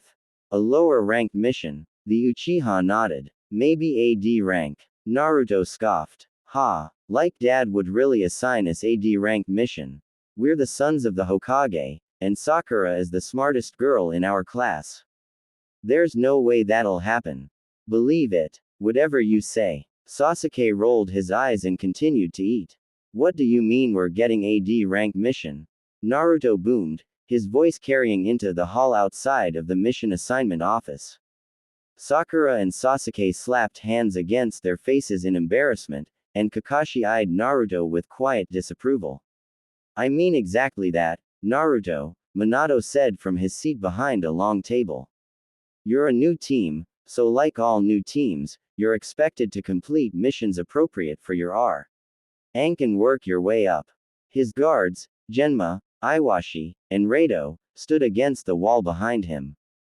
They exchanged nervous glances. No, no, no, no, Naruto said, shaking his head. No can do. That's boring. We're strong enough for a real mission, Dad. Naruto, Minato replied, stone-faced, that's enough. The others in the room fell silent, apart from Naruto. Well then, he said, adding a careful pause, I would like to decline this mission. Please assign it to another team, Lord Hokage. He bowed his head, hoping the show of respect would save him a stern talking to in public. Sasuke groaned from somewhere to Naruto's right as he and Minato's gazes met. Every breath became a chore, but the determined genin didn't show fear. As the Hokage's son, he was no coward. At long last, his father broke eye contact and adjusted the collar of his coat. Very well, Minato said with finality. You want a more active mission, huh? Of course I do, Naruto said. He punched the air in front of him. I know just the one. Minato rifled through a set of scrolls on the table, selected one from the stack, and applied a large stamp to its center. Then he repeated the process on a second scroll. He leaned aside to whisper in Genma's ear. Nodding in acknowledgement, the guard vanished from the room with body flicker. A blur sped past Naruto. He sensed Genma exiting the room and heading toward the main entrance. Meanwhile, his father rolled up the scroll he'd chosen with an unsettling smile. Naruto squirmed. That look was never a good sign. Team 7 spread out around the edge of the forest. They waited for Kakashi's signal with bated breath. Kakashi adjusted his earpiece, sending brief static through the channel. Everyone in position. Naruto nodded, even though no one could see it due to his hiding behind a tree. He made sure to keep his voice low. Naruto here, ready at point A. Believe it. Sasuke in position at point B. Sakura here, at point C. Good, Kakashi said, eyes on the target. Amid his teammates' affirmative replies, Naruto cut in. Sensei, I can catch it from here, no problem. The shaggy brown fur of the runaway cat Toro was impossible to miss against such lush green surroundings. The wild-eyed pet appeared unaware of his pursuers, and had settled onto the grass for a quick rest. Naruto pinged with impatience. This mission was a silly waste of their abilities, but Dad had promised to let him complete a much more active mission if he complied. So here he was, using his ninja skills to nab a pet that, from what he could tell, didn't even want to be found. Well, alright, Kakashi said after some quiet deliberation. You get one shot, though. If you fail, we do this the old FA. Done. Done. The Jonin sputtered. Yup. Naruto gripped the cat by the wrists to prevent escape, careful to dodge its dangling feet as they kicked and clawed at the air. Now, can we head back and get our payment? Dad said he had a better mission waiting for us after this. One of Tora's sharp nails grazed his cheek, causing him to cry out. Wow. Great work, Naruto, Kakashi said, his voice distorted by static. Careful with our target. Let's head back, everyone.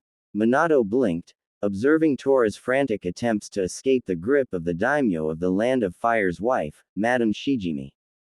She was a heavy-set brunette woman with, in Naruto's opinion, an unnecessary amount of makeup, lipstick, and eyeshadow. Her extravagance didn't stop there. The lady also sported hot pink nails and a colorful set of rings on each finger. Tears ran down her face in messy trails, smudging her multiple layers of cosmetics. She squeezed Tora tighter than Naruto thought was comfortable or safe, showering the cat with exclamations of joy. Madame Shijimi looked at Kakashi, her smile wide as she thanked his team for retrieving her pet. Iruka-sensei sat behind the table with Minato alongside several of his personal aides. They were all speechless, the awkwardness of the moment reflected in each of their faces. Naruto noted that his teammates appeared just as uncomfortable as he was, if not more. Sakura was tapping her foot, a prominent vein in her forehead betraying her waning patience. Sasuke didn't so much as look in their client's direction. For his usual tell whenever he didn't want to be somewhere, he maintained a thin-lipped frown. Naruto groaned, turning his attention back to the daimyo's wife. Poor thing. I'd want to run away, too. So, Dad, Naruto said as Madame Shijimi finished paying them and hurried out of the room, are you gonna tell us what this cool mission you have for us is now? Minato straightened a stack of papers and set it aside, smiling at his son from behind the long table. Of course. Team Kakashi, great job on your first mission. This next assignment will be your first one taking place outside of the village. The three genin gasped in sync with one another. Really? Naruto said, his mouth hanging open. That's awesome. He threw his arms into the air. The echo of his shouted words traveled down the hall. Kakashi shot him a stern glance. Listen up, everyone. Minato nodded. Thank you, Kakashi. He leaned back in his seat and beckoned one of his two nearby guards. Iwashi, tell Genma he can bring the client in now. The man nodded and flickered out of sight. Iruka slid a hand down his face, a pleading look in his eyes. A pang of guilt hit Naruto, and he did his best to stay quiet while the debriefing took place. Upon hearing the mission details and meeting the client, an old drunk guy named Tazuna, Naruto shriveled up in disappointment. The story was that Tazuna needed bodyguards on his way back to the Land of Waves, his home village. That was their mission. Really. Bodyguards was probably just in the mission title to make an uneventful escort assignment sound interesting. Tazuna caught him staring in his direction and responded with an equal measure of attitude. His unfocused eyes came to life and honed in on Naruto with a corrosive glare. An overhead light reflected off of the man's silver-rimmed glasses. These kids are gonna escort me, Tazuna said with a huff. I didn't expect the Leaf to assign me a squad of mere children. He paused, raised an open bottle of sake to his lips, and took a gulp. Some of it dribbled down the side of his face. Isn't there anyone else? I assure you, this team is more than capable of bringing you safely back home, Minato said, turning to Kakashi. My former student, the famed Kakashi Hatake of the Sharingan, is going to be leading this squad. I wouldn't worry. Yeah, Naruto said, drawing the others' attention, and we were all in the top spots in our class at the academy, so don't you dare doubt us.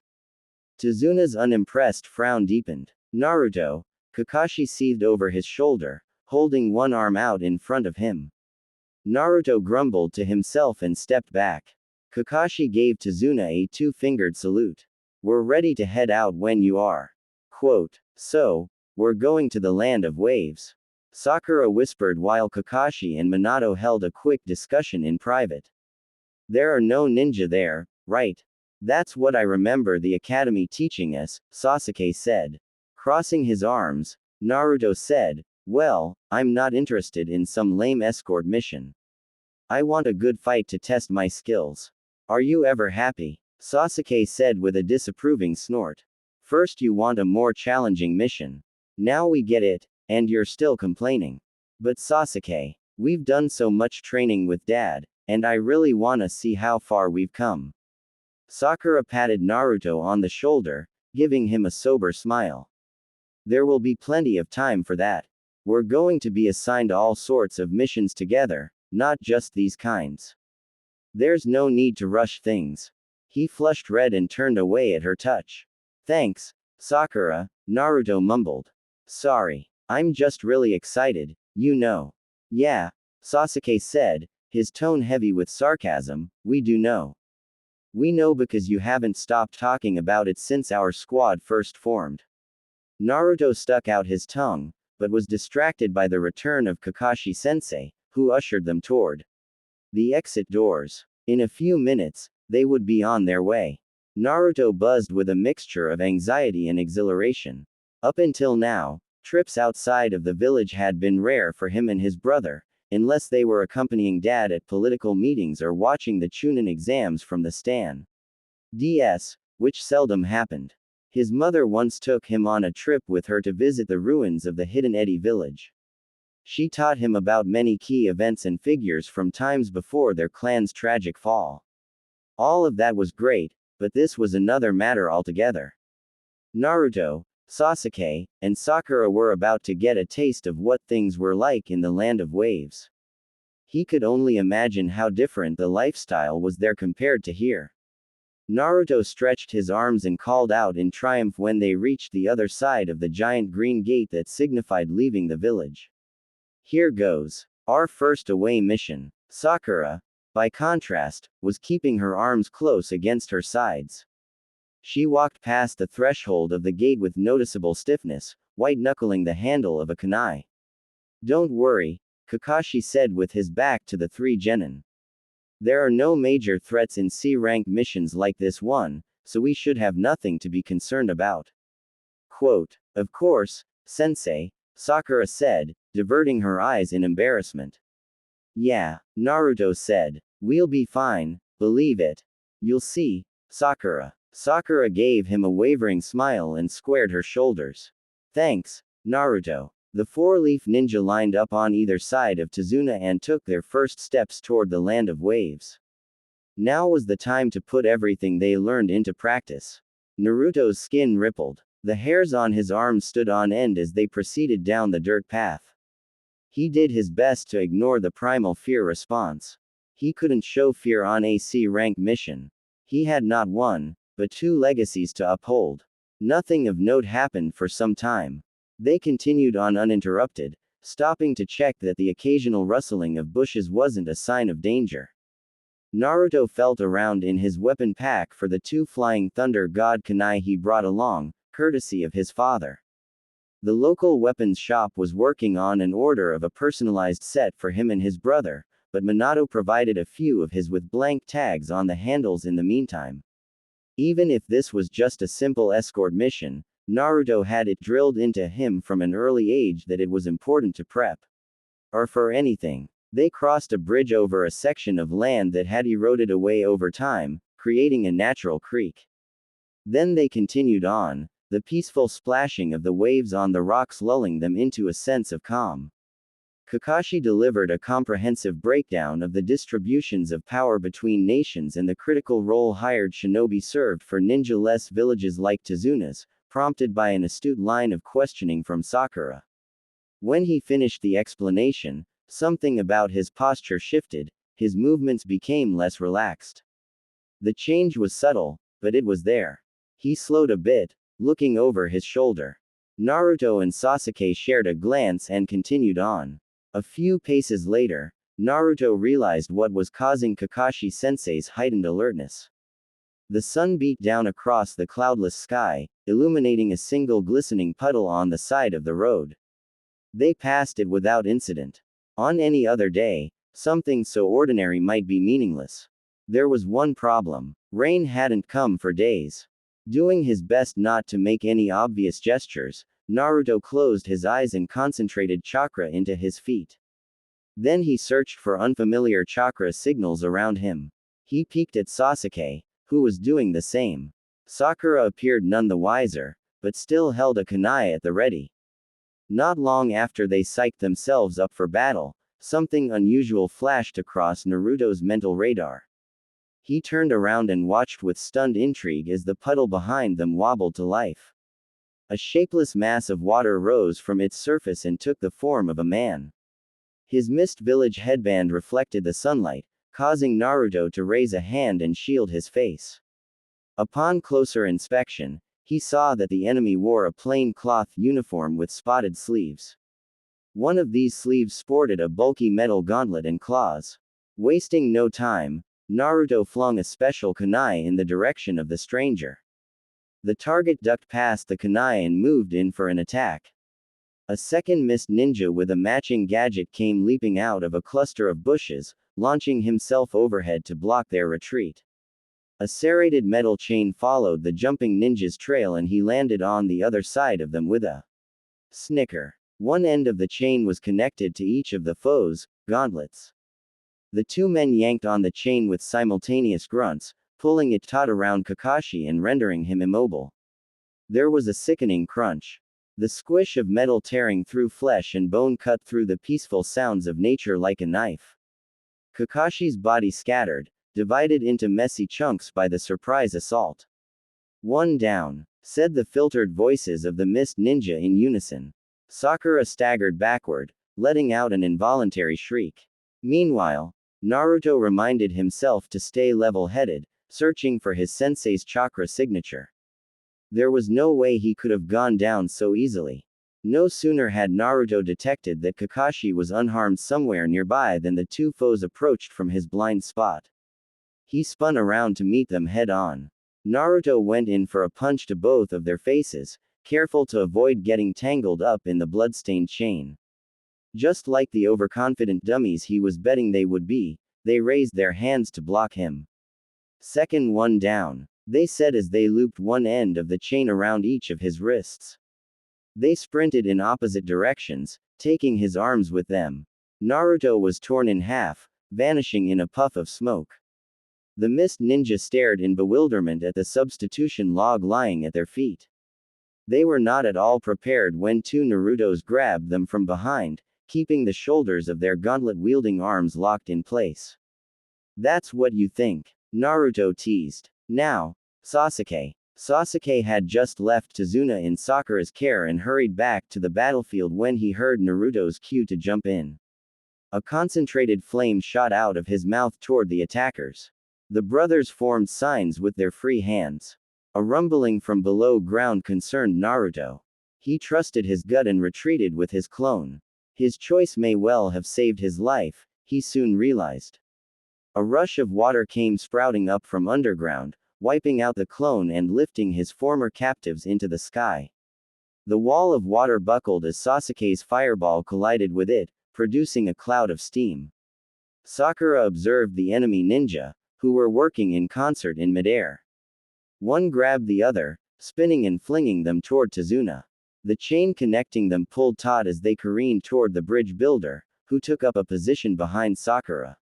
She gasped and raised her kunai in front of her, knees wobbling in fear. "Watch out!" Naruto shouted, pushing himself onto his feet and running as fast as he could. He and Sasuke dashed to intercept, but it was useless. They weren't going to make it, even with their speed. The brothers flung their custom kunai at the dirt in front of Sakura and Tazuna. "Grab on," they ordered. The mist ninja formed drills out of water and thrust downward. Sakura and Tazuna noticed wires extending from Naruto and Sasuke's kunai, and reached out to touch the handles. The moment they did, they vanished, avoiding the water drills just in time. The enemies slammed into the ground, scarring the landscape with a vast crater. A fountain of water spewed from the crater and rubble descended like rain. A familiar sensation engulfed Naruto. He could only describe it as his body falling in multiple directions at once. Tazuna collapsed to the ground beside Naruto, the former landing on his back and looking around in bewilderment. Naruto grinned. He'd made it in time to teleport both of them to his other marked kunai. He pulled the bridge builder onto his feet with a relieved smile, then checked him for injuries. "I'm all right, boy," Tazuna spat, swatting Naruto away. "What the hell was that just now?" "No time to explain. Stay behind me." Naruto looked back to make sure Sasuke and Sakura were okay. Sakura was supporting Sasuke under one arm while he knelt and vomited into the dirt. Distracted by this at first, she redirected her attention to the ongoing battle. Kakashi had remained hidden during the fallout of the explosion, but now he stalked toward the two enemies in silence. If the chakra levels Naruto was sensing right now were anything to go by, Kakashi-sensei was planning. Gee, something big. The mist ninja surfed on a wave of water flowing from the crater and headed straight for him, laughing maniacally with their claws at the ready. The Jonin adopted a wide stance, undaunted, and channeled chakra. In seconds, a dense mass of lightning grew in his hand. No bigger than his palm, it emitted a constant chirping sound. Anyone with the most basic ninja training would know it was bad news. Die! Cried the mist duo. They jumped a moment before impact, aiming to coil their chain around his neck. Kakashi severed the chain with a swift chop.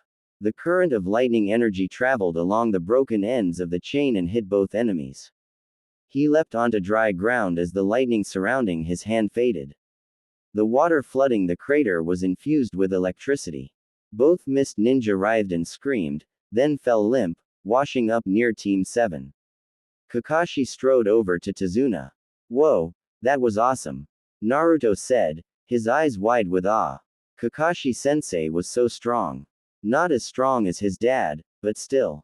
Well, Kakashi said, making a hand-washing motion, that takes care of that. Everyone okay? Yeah, Naruto said, his gaze moving to the fallen enemies. Thanks for the save, Kakashi-sensei. We're all right. Sakura chimed in from afar. She was still supporting Sasuke under one arm. He wiped his mouth with one of his no longer white armbands. What's the deal with Sasuke?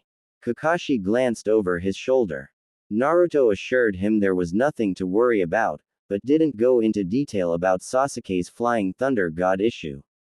No matter how fun teasing him was, now didn't seem like the time. Appearing satisfied with the non-answer, Team 7's sensei changed his entire demeanor. He directed a serious stare at Tazuna, who looked back at him with a resigned expression. Well, Tazuna, Kakashi said, looks like someone's got a lot of explaining to do. 10 facing reality. You did what? Naruto spat at Tazuna. His anger built like a steaming kettle. Sakura shook her head in silent judgment. Sasuke was still recovering from post-vomit fatigue, so he settled for a suspicious glare.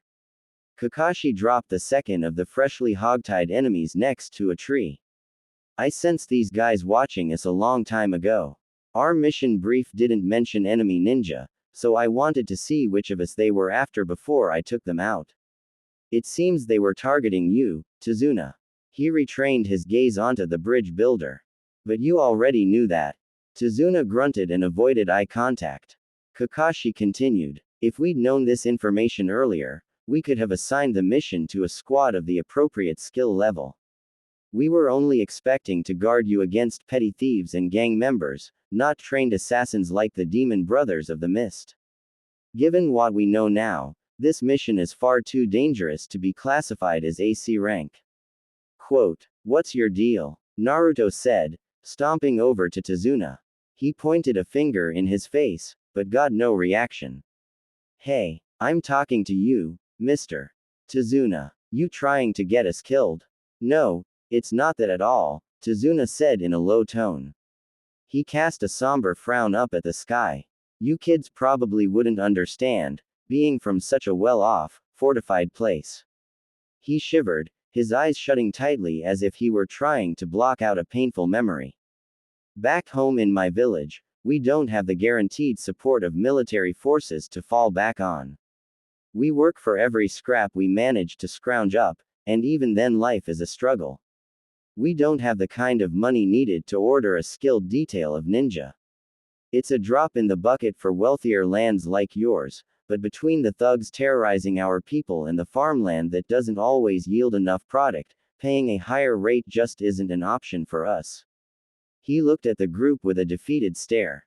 Naruto froze. He'd never seen such utter hopelessness in someone's eyes before, and he found it hard to form words. The pure desperation on the bridge builder's face made blaming him for his actions feel wrong somehow, but with effort, Naruto shook eye.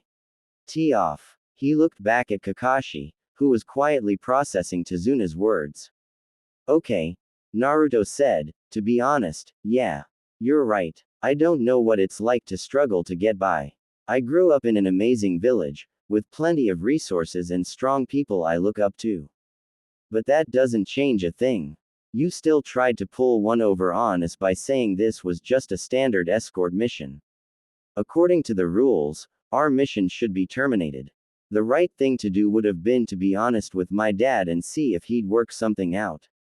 Quote. Kakashi nodded. Naruto's right. But honestly, I think we should all have a say in this.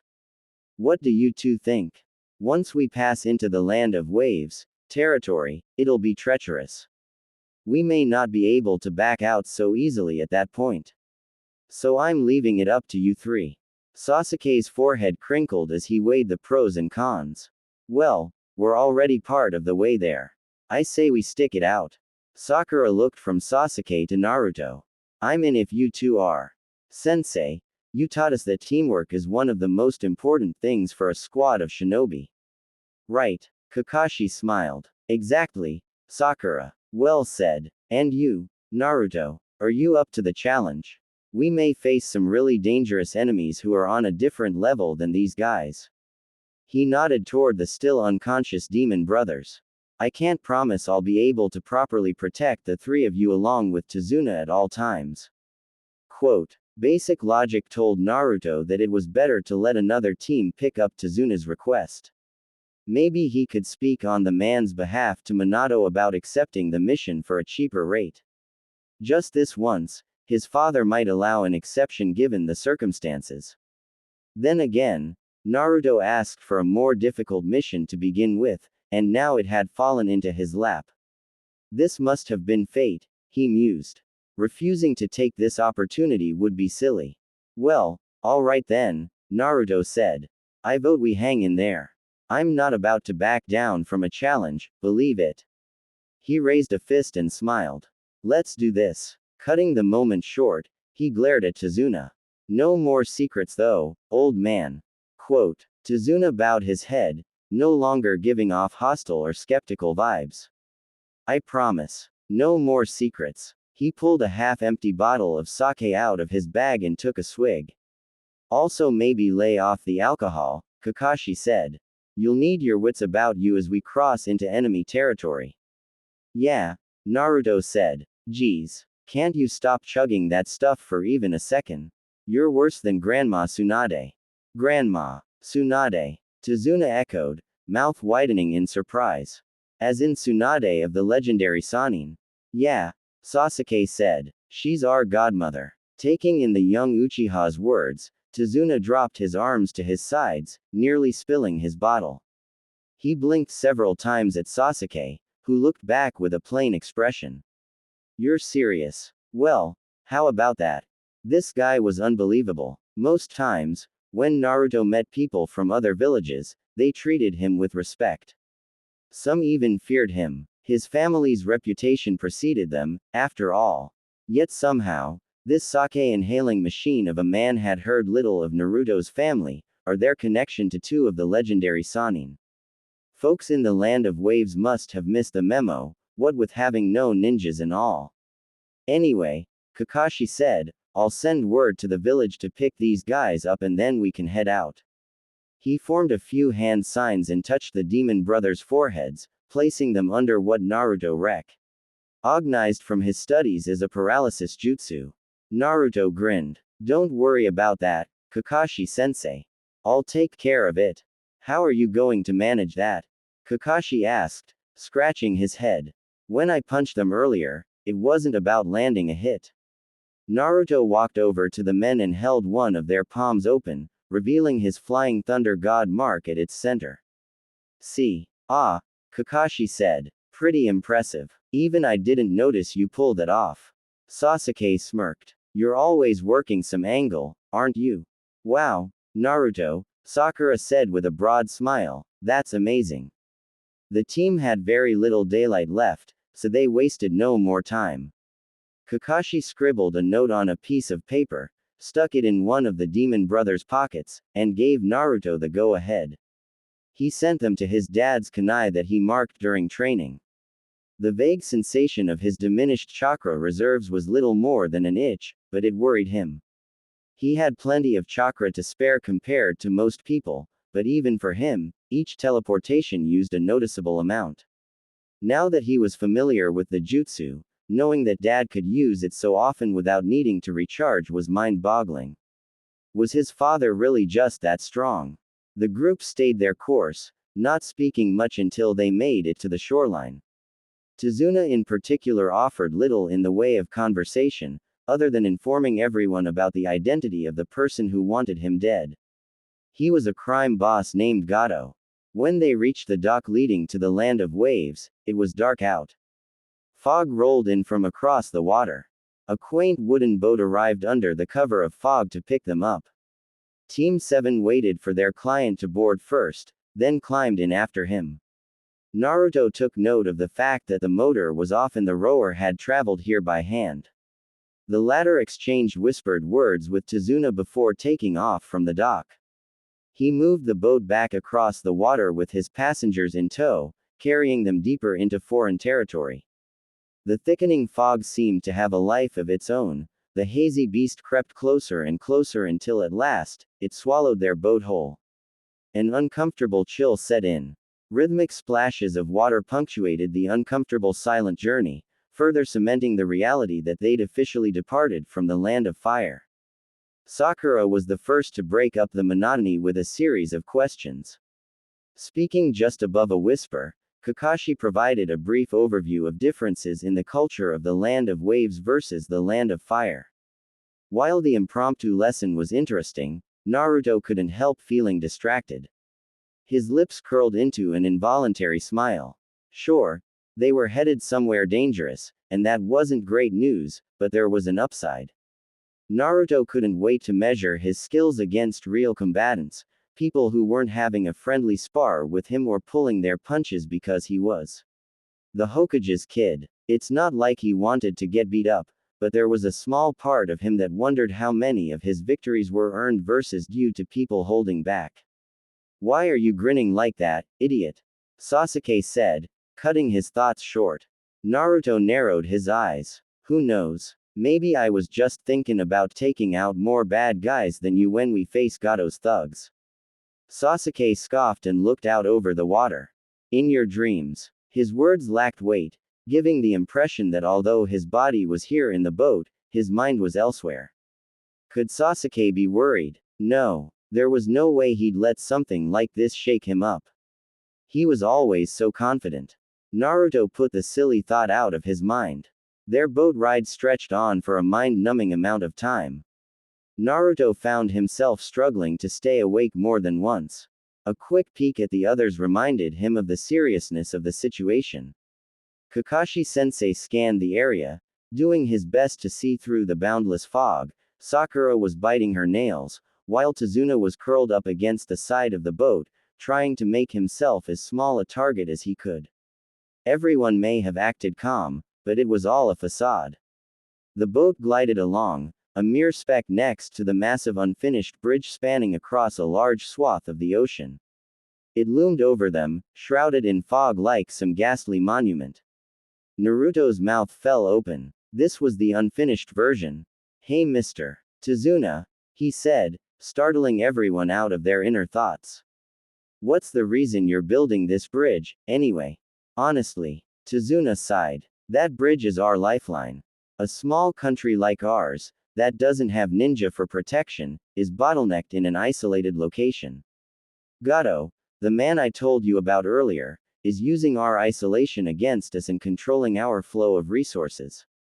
He peeked over the rim of his glasses. All trade is internal and closely monitored by his gang of lowlifes, but this bridge would connect us with the rest of the world and promote economic growth. Gato doesn't want me to finish my work since it will allow our people to break free of his control. He'll stop at nothing to ensure my death, and he knows that because there are no trained warriors in our village, no one is going to challenge him. Not since. The old man broke off, grimacing at the slow-moving waters. It didn't take a mind reader to know he'd dredged up more painful memories. Naruto decided not to pry further, at least for now. Well, We'll make sure it gets built. No petty criminals are gonna scare us away. Believe it. He gave the dejected bridge builder a thumbs up, hoping to raise his spirits. Tazuna returned a weary smile. Thank you, Naruto. The ever-present fog thinned out, revealing the entrance to a long tunnel that signified their arrival in Tazuna's homeland. When they reached the other side, Naruto gaped in awe at the sparkling waters and giant wetland trees. A series of wooden buildings on support beams dotted the maze-like boardwalk around the inlet. Kakashi hopped out first, then reached down to help Tazuna. Sasuke assisted Sakura, but Naruto flipped onto the deck before he could do the same for him. Sasuke chuckled. Show off. Home's right this way, Tazuna said, leading the group off of the docks and down a forest path. Some time later, an unfamiliar presence made Naruto nervous. Kakashi-sensei and Sasuke appeared to have noticed as well, and were reaching for their ninja tool pouches. A faint whistling in the air grew louder, prompting everyone to turn around. Naruto was quickest to act. He tackled Tazuna aside, rolling across the grass. Kakashi shouted a warning to duck just in time. A large metal blade sliced through the air, but arrived a moment too late to claim its target's head. The sword embedded itself into a tree at the edge of the path. An unknown man alighted on its protruding hilt from out of thin air, his back to Team 7. He turned to them with a sidelong glare. Kakashi strode toward the newcomer with his hands in his pockets. Snorting at the over-the-top entrance, Naruto stayed near Tazuna and focused his chakra. Well, Kakashi-sensei said with nonchalance, if it isn't the rogue ninja of the hidden mist, Zabuza Momochi. Quote. Sasuke and Naruto shared a look, watching and waiting in silence. Whatever came next, Naruto knew adapting to the situation would prove crucial to keeping Tazuna safe.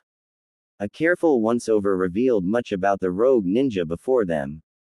Naruto noted the bandages concealing the lower half of Zabuza's face. His baggy striped pants looked similar to clothes people from the Land of Water wore when they visited the Hidden Leaf. The spotted design on the man's wrist and leg warmers, however, was unique to him. Why would you bother wearing stuff like that if you're gonna walk around shirtless? Naruto asked himself, frowning at the guy. Naruto, Sasuke said, seizing his attention. Huh. Sasuke's eyes flitted towards Zabuza, and Naruto followed his gaze, taking in the silent signal. Words were almost unnecessary for the two of them, but Sakura looked between them in confusion. Realizing this, the young Uchiha approached her and whispered in her ear. While he relayed the necessary information, Naruto tuned back into the conversation with Zabuza. I assume you are Kakashi of the Sharingan, their new foe said. Hand over the bridge builder. Naruto turned to his brother at the mention of his clan's genetic trait, unsurprised to find his eyes fixated on Kakashi.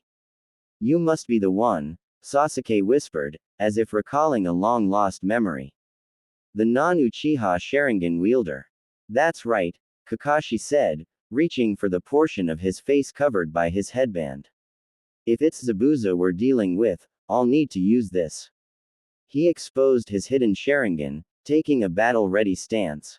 Zabuza turned to Kakashi, maintaining balance atop the hilt of his blade. Well, he said with a hint of intrigue, I never expected to see the infamous Sharingan so soon.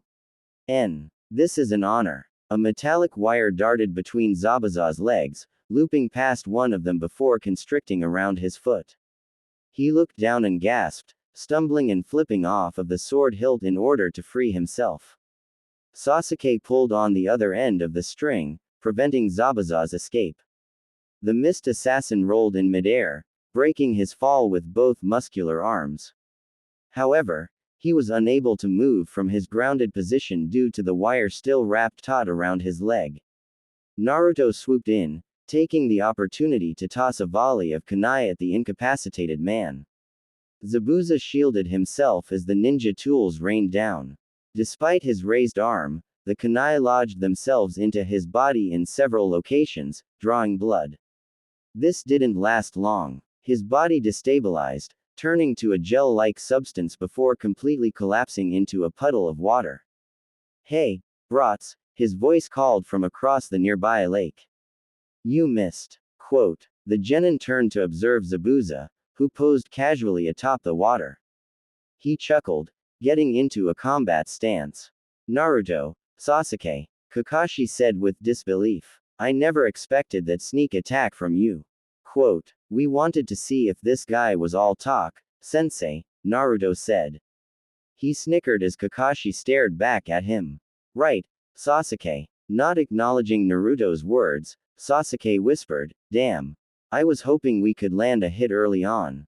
Quote. Sakura looked around, as shocked as Kakashi.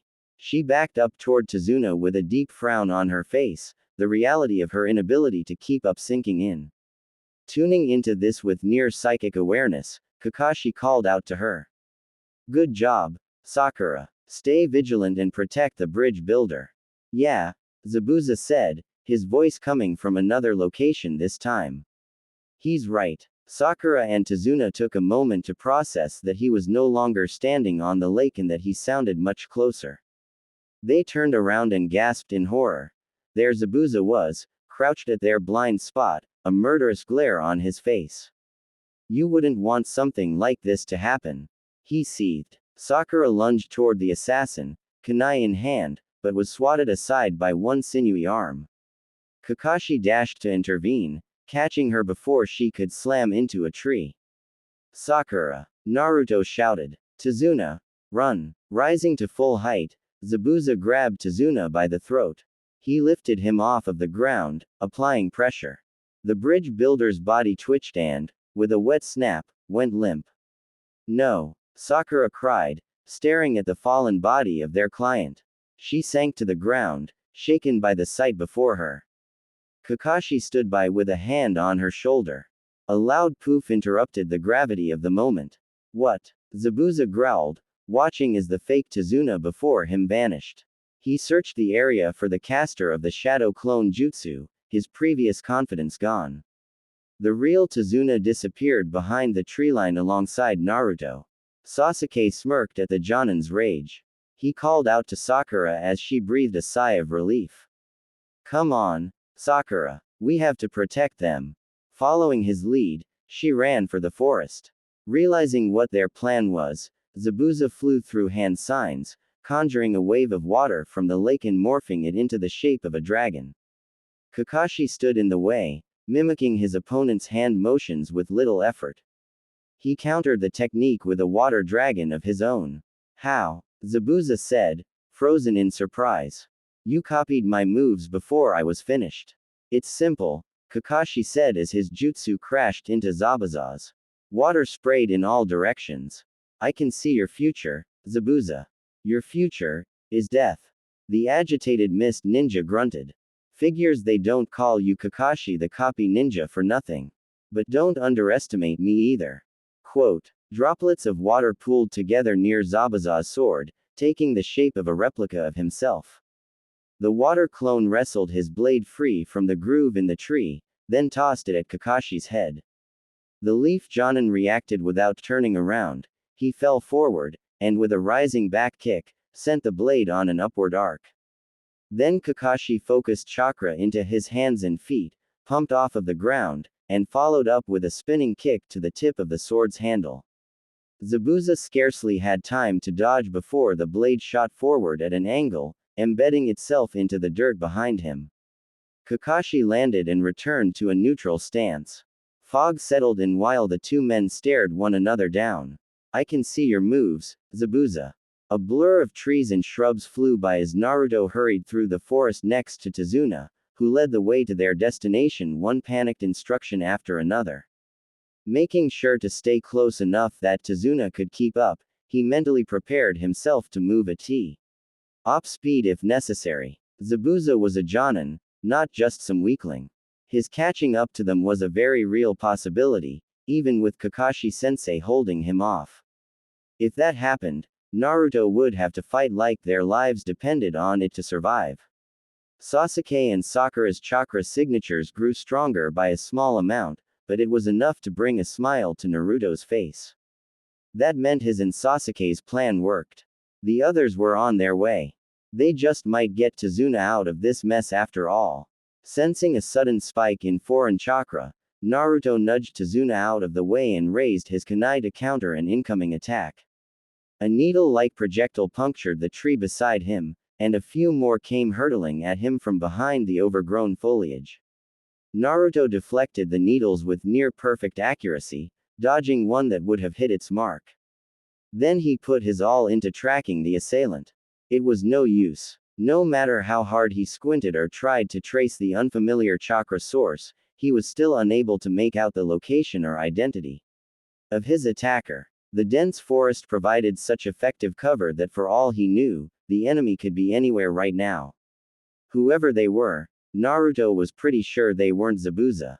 Stopping to observe what appeared to be common Senbon lying at his feet, he motioned for Tazuna to get behind him. The man complied, shriveling in fear. A voice rang out from within the trees that sounded much calmer than expected, given the circumstances. I would rather not kill a child. Please, hand the bridge builder over to me. Quote, fat chance. Naruto shouted back. He bared his teeth. If you want him, you're gonna have to get through me first.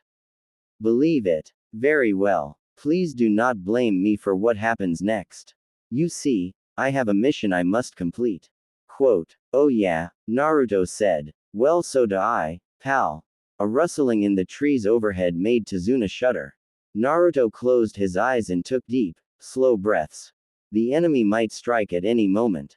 A calm mind would help him to focus, as his mother used to say during sealing lessons. He stopped trying to isolate the enemy's chakra, prioritizing staying attuned to sounds or sensations that felt out of the ordinary. He saw nothing, felt nothing, save for the man cowering behind him. His sole purpose was to detect and neutralize whoever was about to strike. The stillness of the atmosphere was in direct contrast to the anxiety spasming through his body like pins and needles. Finally, the faint snapping of a twig behind Naruto alerted him. He tossed a marked kunai into the distance, then pivoted so that he was between the approaching threat and Tazuna. A masked ninja in a kimono was dashing toward him, but they disappeared before he could react. Naruto raised a kunai in anticipation of having to counter a body flicker-enhanced blow. Instead, hairs bristled on the back of his neck when he noticed a presence in the treetops. He looked up and, sure enough, the enemy was perched atop a tall branch. They flung another round of Senbon at Naruto and Tazuna, but not before the former activated Flying Thunder God to send his client to the discarded kunai. A fallen log replaced Naruto's perforated body. The enemy looked around, but was unable to find him. The snap of a twig drew his foe's attention, and they leapt from tree to tree, landing in a clearing near where the sound originated. Then a faint sizzling prompted them to glance down, where a large rock tagged with paper bombs was a fraction of a second from obliteration.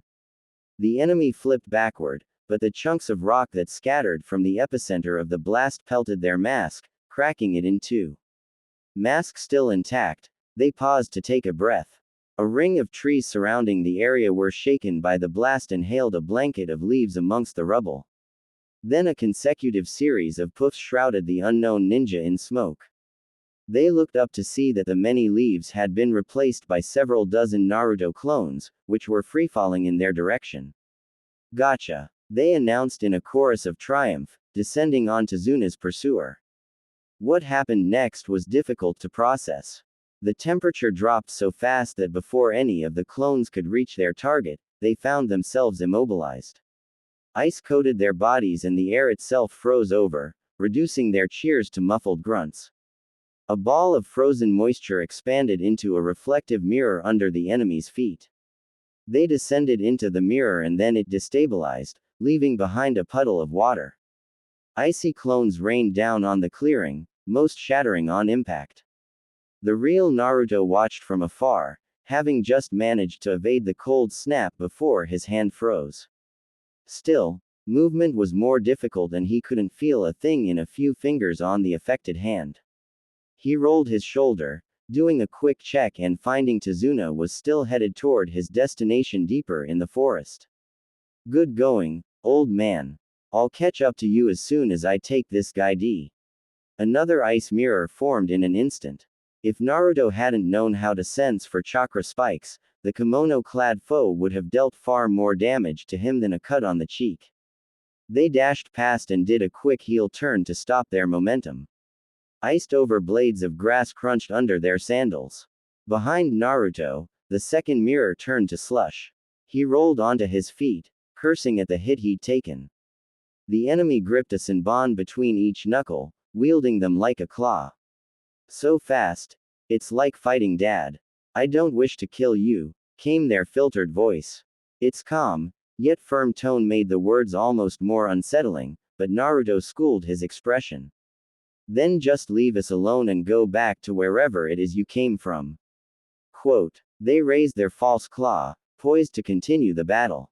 I would rather not have to fight, but if you insist on getting in Zabuza's way, I simply must. That is my mission. I already told you, if you go after him, you'll have to answer to me. Quote. The wind picked up, causing their long black hair to sway to one side. This mission means a lot to you, doesn't it? Naruto paused, caught off guard by the sudden shift in atmosphere. Yeah, of course it does. It's my first away mission. There's no way some weirdo with a bunch of needles is gonna mess it up for me. The masked person hung their head, as if in reluctant acceptance of his resolve. You're a brave one, boy. Maybe in another life, you and I could have gotten along. They slid into a combat-ready stance. However, I must kill you. Go on and try it. Moments from engaging in one of the most dangerous fights of his life, Naruto smirked. Zabuza spiraled in midair, slashing a tall tree in two. Kakashi skidded to a halt out of range of the attack, a kunai in one hand. Balancing his blade in the dirt, Zabuza cartwheeled on one hand, gripped the hilt of his sword, and used the momentum he built to carry it upward. His strike missed by a hair. Kakashi backflipped to avoid the blow, stopping next to the lake. Nice moves, but you lose. Zabuza chuckled. I have you right where I want you. Something clamped around Kakashi's leg, and he flinched. Looking down, he realized Zabuza had created a water clone and hidden it underwater at some point during the fight. Damn it. He was waiting for this moment. Water prison jutsu. Zabuza's double shouted, letting off a rough laugh as he emerged from the depths of the lake. No. Kakashi spun around and grabbed for the clone's wrist, trying to deflect his gesture, but it was too late. A calloused hand grabbed hold of the Leaf Jonin's military vest. Moisture gathered around him and assumed a spherical shape, suspending the Leaf Jonin in midair. The barrier around him grew denser by the second. The Mist Ninja's copy stood with one hand in the water prison, smugness radiating from him. The real Zabuza stalked over to his prey. Both versions of him laughed, and the original lifted his sword. Looks like this is it for you, Kakashi of the Sharingan. One mighty swing cleaved the dense sphere, as well as Zabuza's water clone, in two. The assassin leaned into the momentum of his weighty weapon, taking a knee. He dug his blade into the dirt, lethal end first. Then he rose to observe his handiwork, and lost all composure. What? All that remained as evidence of recent events was a pool of water running off into the lake in a steady flow. No body, no blood, and there was no log as evidence of a substitution. His prisoner was gone. How? Cold steel ripped across Zabuza's body and he staggered forward, falling to his knees with a grunt. It's like I said before, Kakashi answered matter-of-factly, kunai in hand, your future is death, Zabuza. Nothing can change the outcome of this battle. Through visible effort, Zabuza managed to direct one trembling eye behind him, where he saw Kakashi perched in a crouching position atop the rounded hilt of his weapon. The former captive turned to meet his gaze. His hair and clothing were damp, but he appeared as confident as ever. What's that look you're giving me? Kakashi said with a coy tilt of the head. I'm going to kill you, Zabuza growled, pain slurring his words. You hear me? It's not looking that way. Kakashi placed a finger on his chin. Though I do have my sensei to thank for showing me how to do that jutsu. If not for him, I'm pretty sure you would have defeated me just now. Anyway, from there it was as simple as casting a replacement jutsu. Kakashi formed a series of hand signs.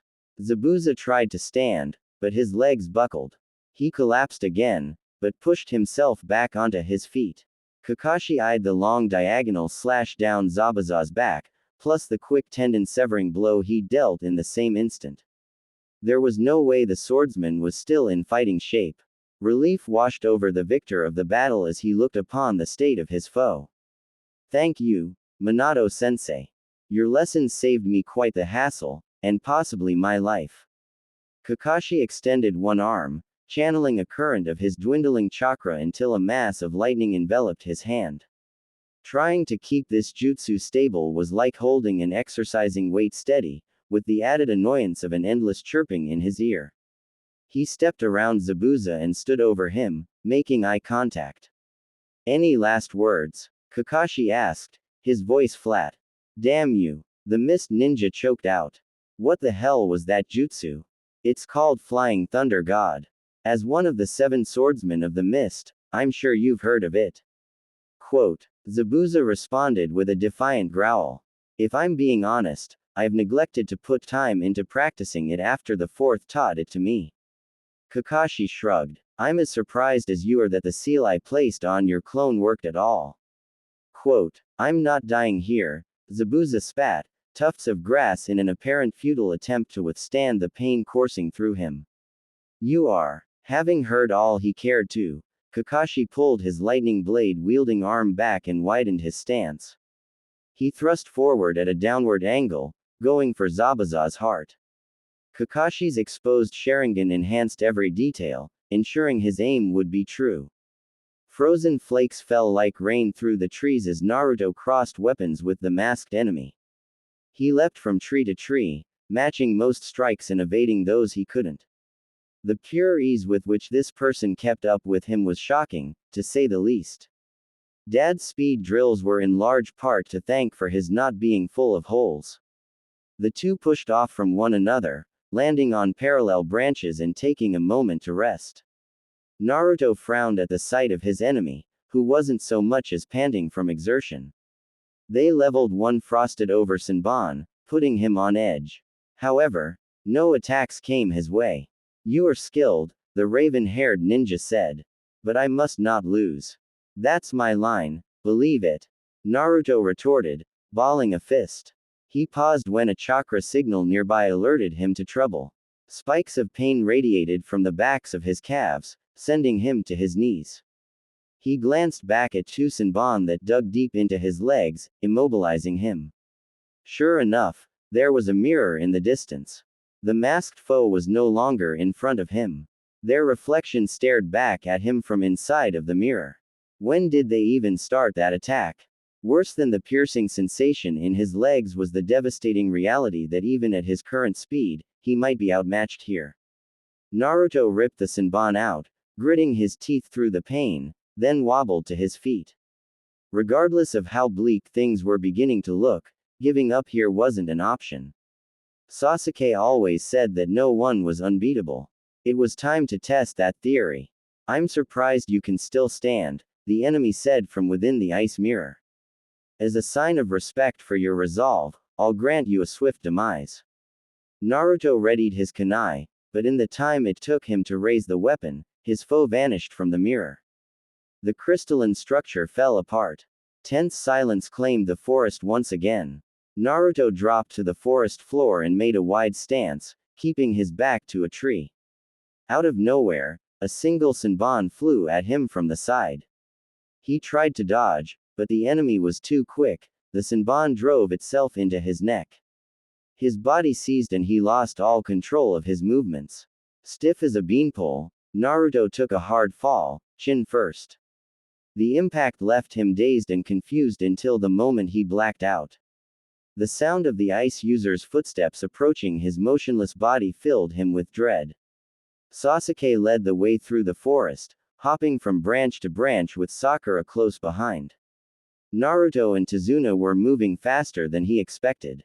A couple of minutes into the journey, one of their chakra signatures blipped out of existence, then reappeared further away.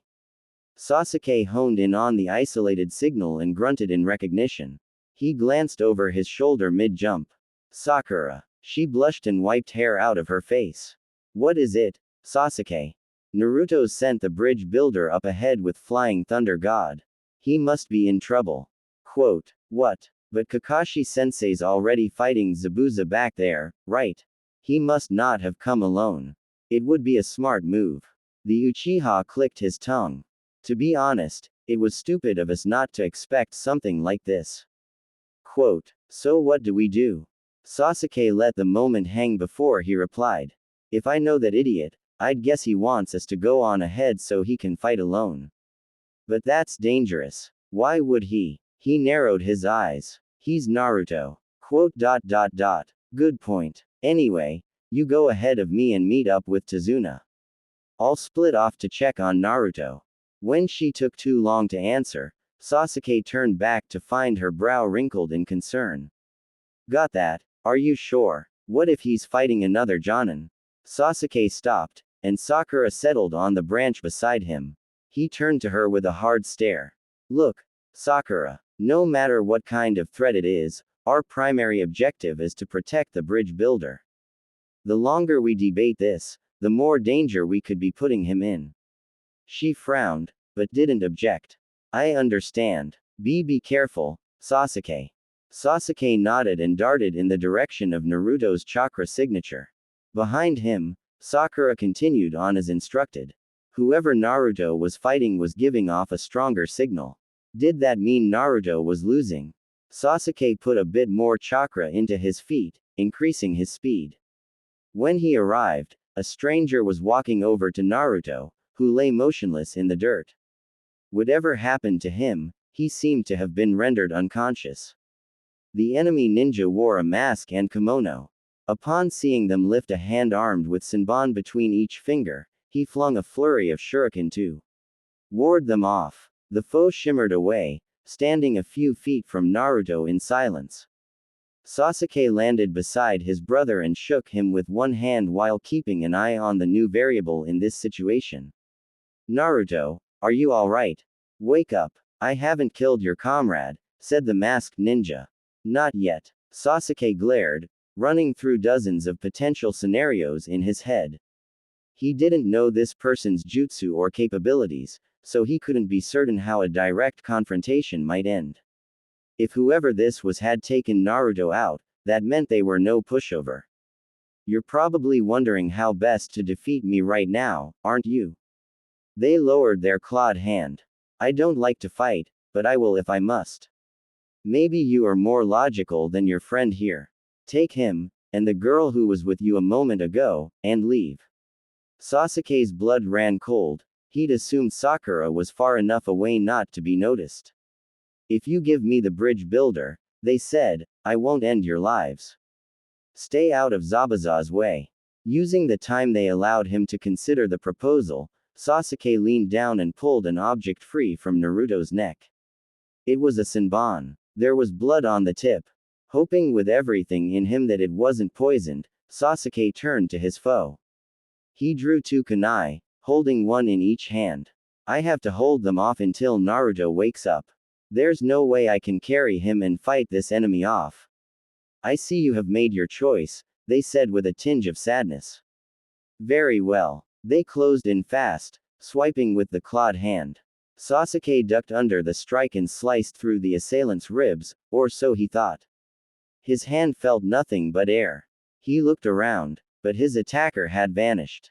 Sasuke's heart threatened to beat out of his chest, but he refused to back down. He couldn't. If he did, the mission would be a failure. Even if he managed to survive, he would never be able to face his comrades, Lord Minato, or Lady Kushina again. Most damning of all, someone who was that much of a coward didn't deserve to have survived the Uchiha massacre. Every sight, sound, and smell in the forest seemed amplified as fear set in.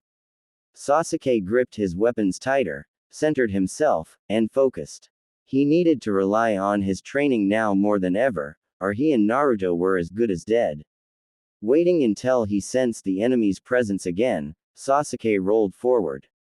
Wind brushed the top of his head as their sneak attack missed, and he took the opportunity to slash at their exposed leg. Sasuke rose to his feet. The enemy stood a few paces away inspecting their kimono. There was an unmistakable tear in the fabric above their left foot. Even with a mask on, their surprise was palpable. Due to my speed, few are able to keep up with me. But you and that boy have both managed to do so. They switched into a combat stance. I wasn't using all of my power, but even so, it is impressive.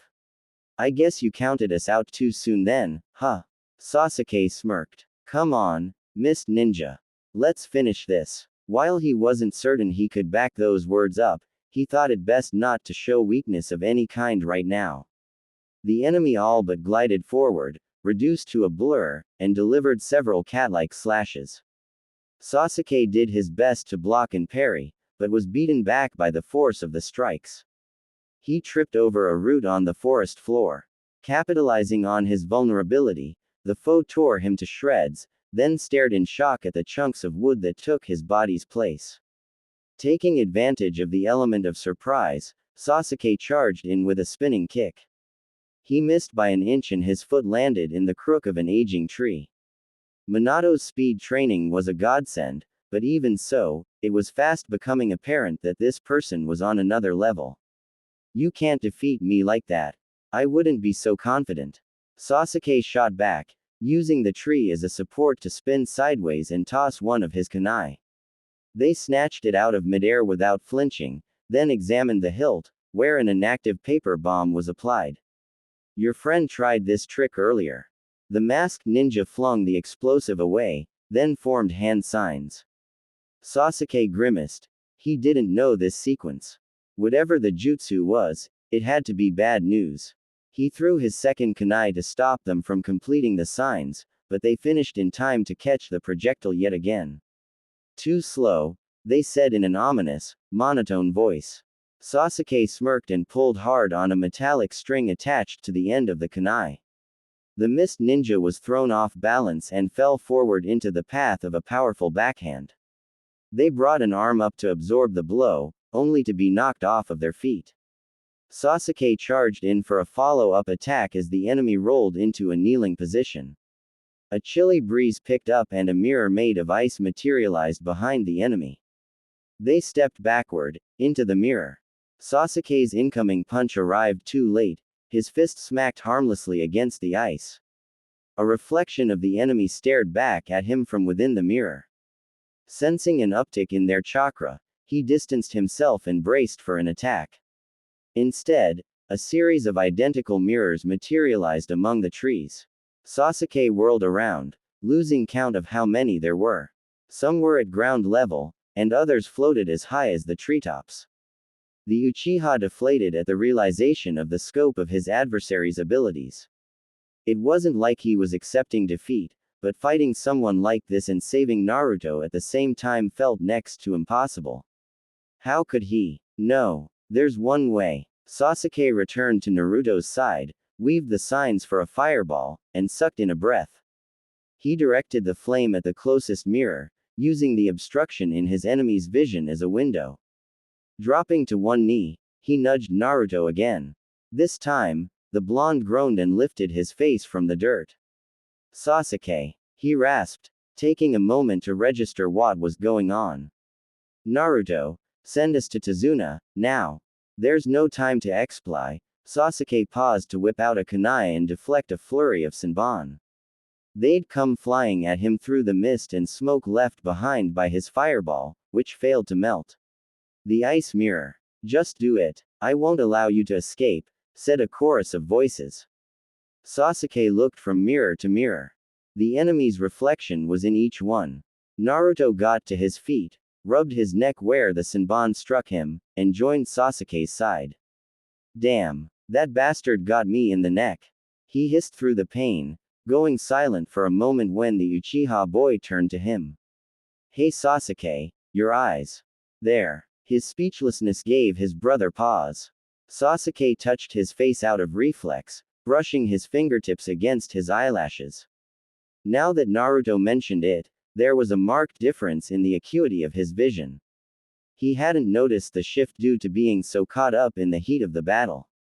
Taking stock of the changes, Sasuke realized that the most minor details around him, dust particles, moisture on the leaves of trees, and even the imperfections on the skin of Naruto's shocked face, were visible in exquisite detail. My Sharingan manifested. Looks like he was right, after all. He and Naruto stared at one another with looks of mutual recognition. The mist ninja zipped toward them at high speed from a mirror in their blind spot. Sasuke gasped, but noticed the danger too late to react. His awakened eyes could only watch as the enemy's arm swung forward to deliver a killing blow. Not enough time. His body moved on instinct, placing him between the enemy and Naruto. There was no question of who should fall here if evading the attack wasn't possible. Sasuke closed his eyes, envisioning those especially important to him, both sets of mothers and fathers he'd been fortunate enough to have in this lifetime, his godmother and godfather, and even the overconfident of Ball he was about to die for in this forest. Two sandaled feet flew onto the scene and planted themselves in the side of the enemy ninja's face when they were an inch from striking Sasuke. The momentum sent them careening into a thicket. One half of their mask broke away and clattered to the forest floor as they fell. Naruto and Sasuke gawked at the sight of none other than Genma Shiranui, one of Minato's personal guards. He stood tall between them and the would-be. Per usual, he was holding a Senbon between his teeth. "You all right, boys?" Genma asked without taking his eyes off of the enemy. "Yeah," Sasuke said, wiping his brow. "We aren't hurt." He blinked and noticed his vision had returned to normal. It stood to reason that the Sharingan had deactivated after Genma eliminated the threat. "You Uncle Genma," Naruto forced out, still stunned. "What are you doing here?" "Your father sent me. When he received word of the change in mission status, he got worried and sent me as backup just in case. Now get going." The unmistakable smile in his voice gave away how eager he was for the battle. "I'll take care of this." The enemy froze in their tracks, one hand over their mask to keep it from sliding off. Their single visible eye widened and they muttered, "Zabuza." Naruto exchanged a concerned glance with Sasuke. The ice user made signs with their free hand, dispelling all mirrors except the one at their rear. Genma spat his Senbon toward the foe at a deadly speed, but they disappeared into the mirror just in time. The moment their body was absorbed into the icy surface, the mirror melted, taking with it any trace of its creator. Lightning screamed down from above. Zabuza tensed in anticipation of the killing blow as Kakashi thrust his lightning blade forward, but something stopped the Leaf Jonin's arm in its tracks. He stared in confusion at a pillar of ice rooting him in place. "What the?" A low, taunting chuckle made Kakashi's spine tingle. He looked down to see a confident glint in Zabuza's eyes. A new presence had joined them in the thickening mist. "Zabuza, are you all right?" asked a calm voice. "I'm alive," Zabuza said through his laughter. "Good work, boy. Let's fall back for now." Kakashi pressed a hand against the pillar and wrenched his trapped arm free. Blood trickled from where the ice scraped against him, but he had other concerns. When he turned back, Zabuza was gone. He no longer sensed the chakra of the person who saved him, either. Powerless to do anything more, Kakashi rested his hand. "Damn.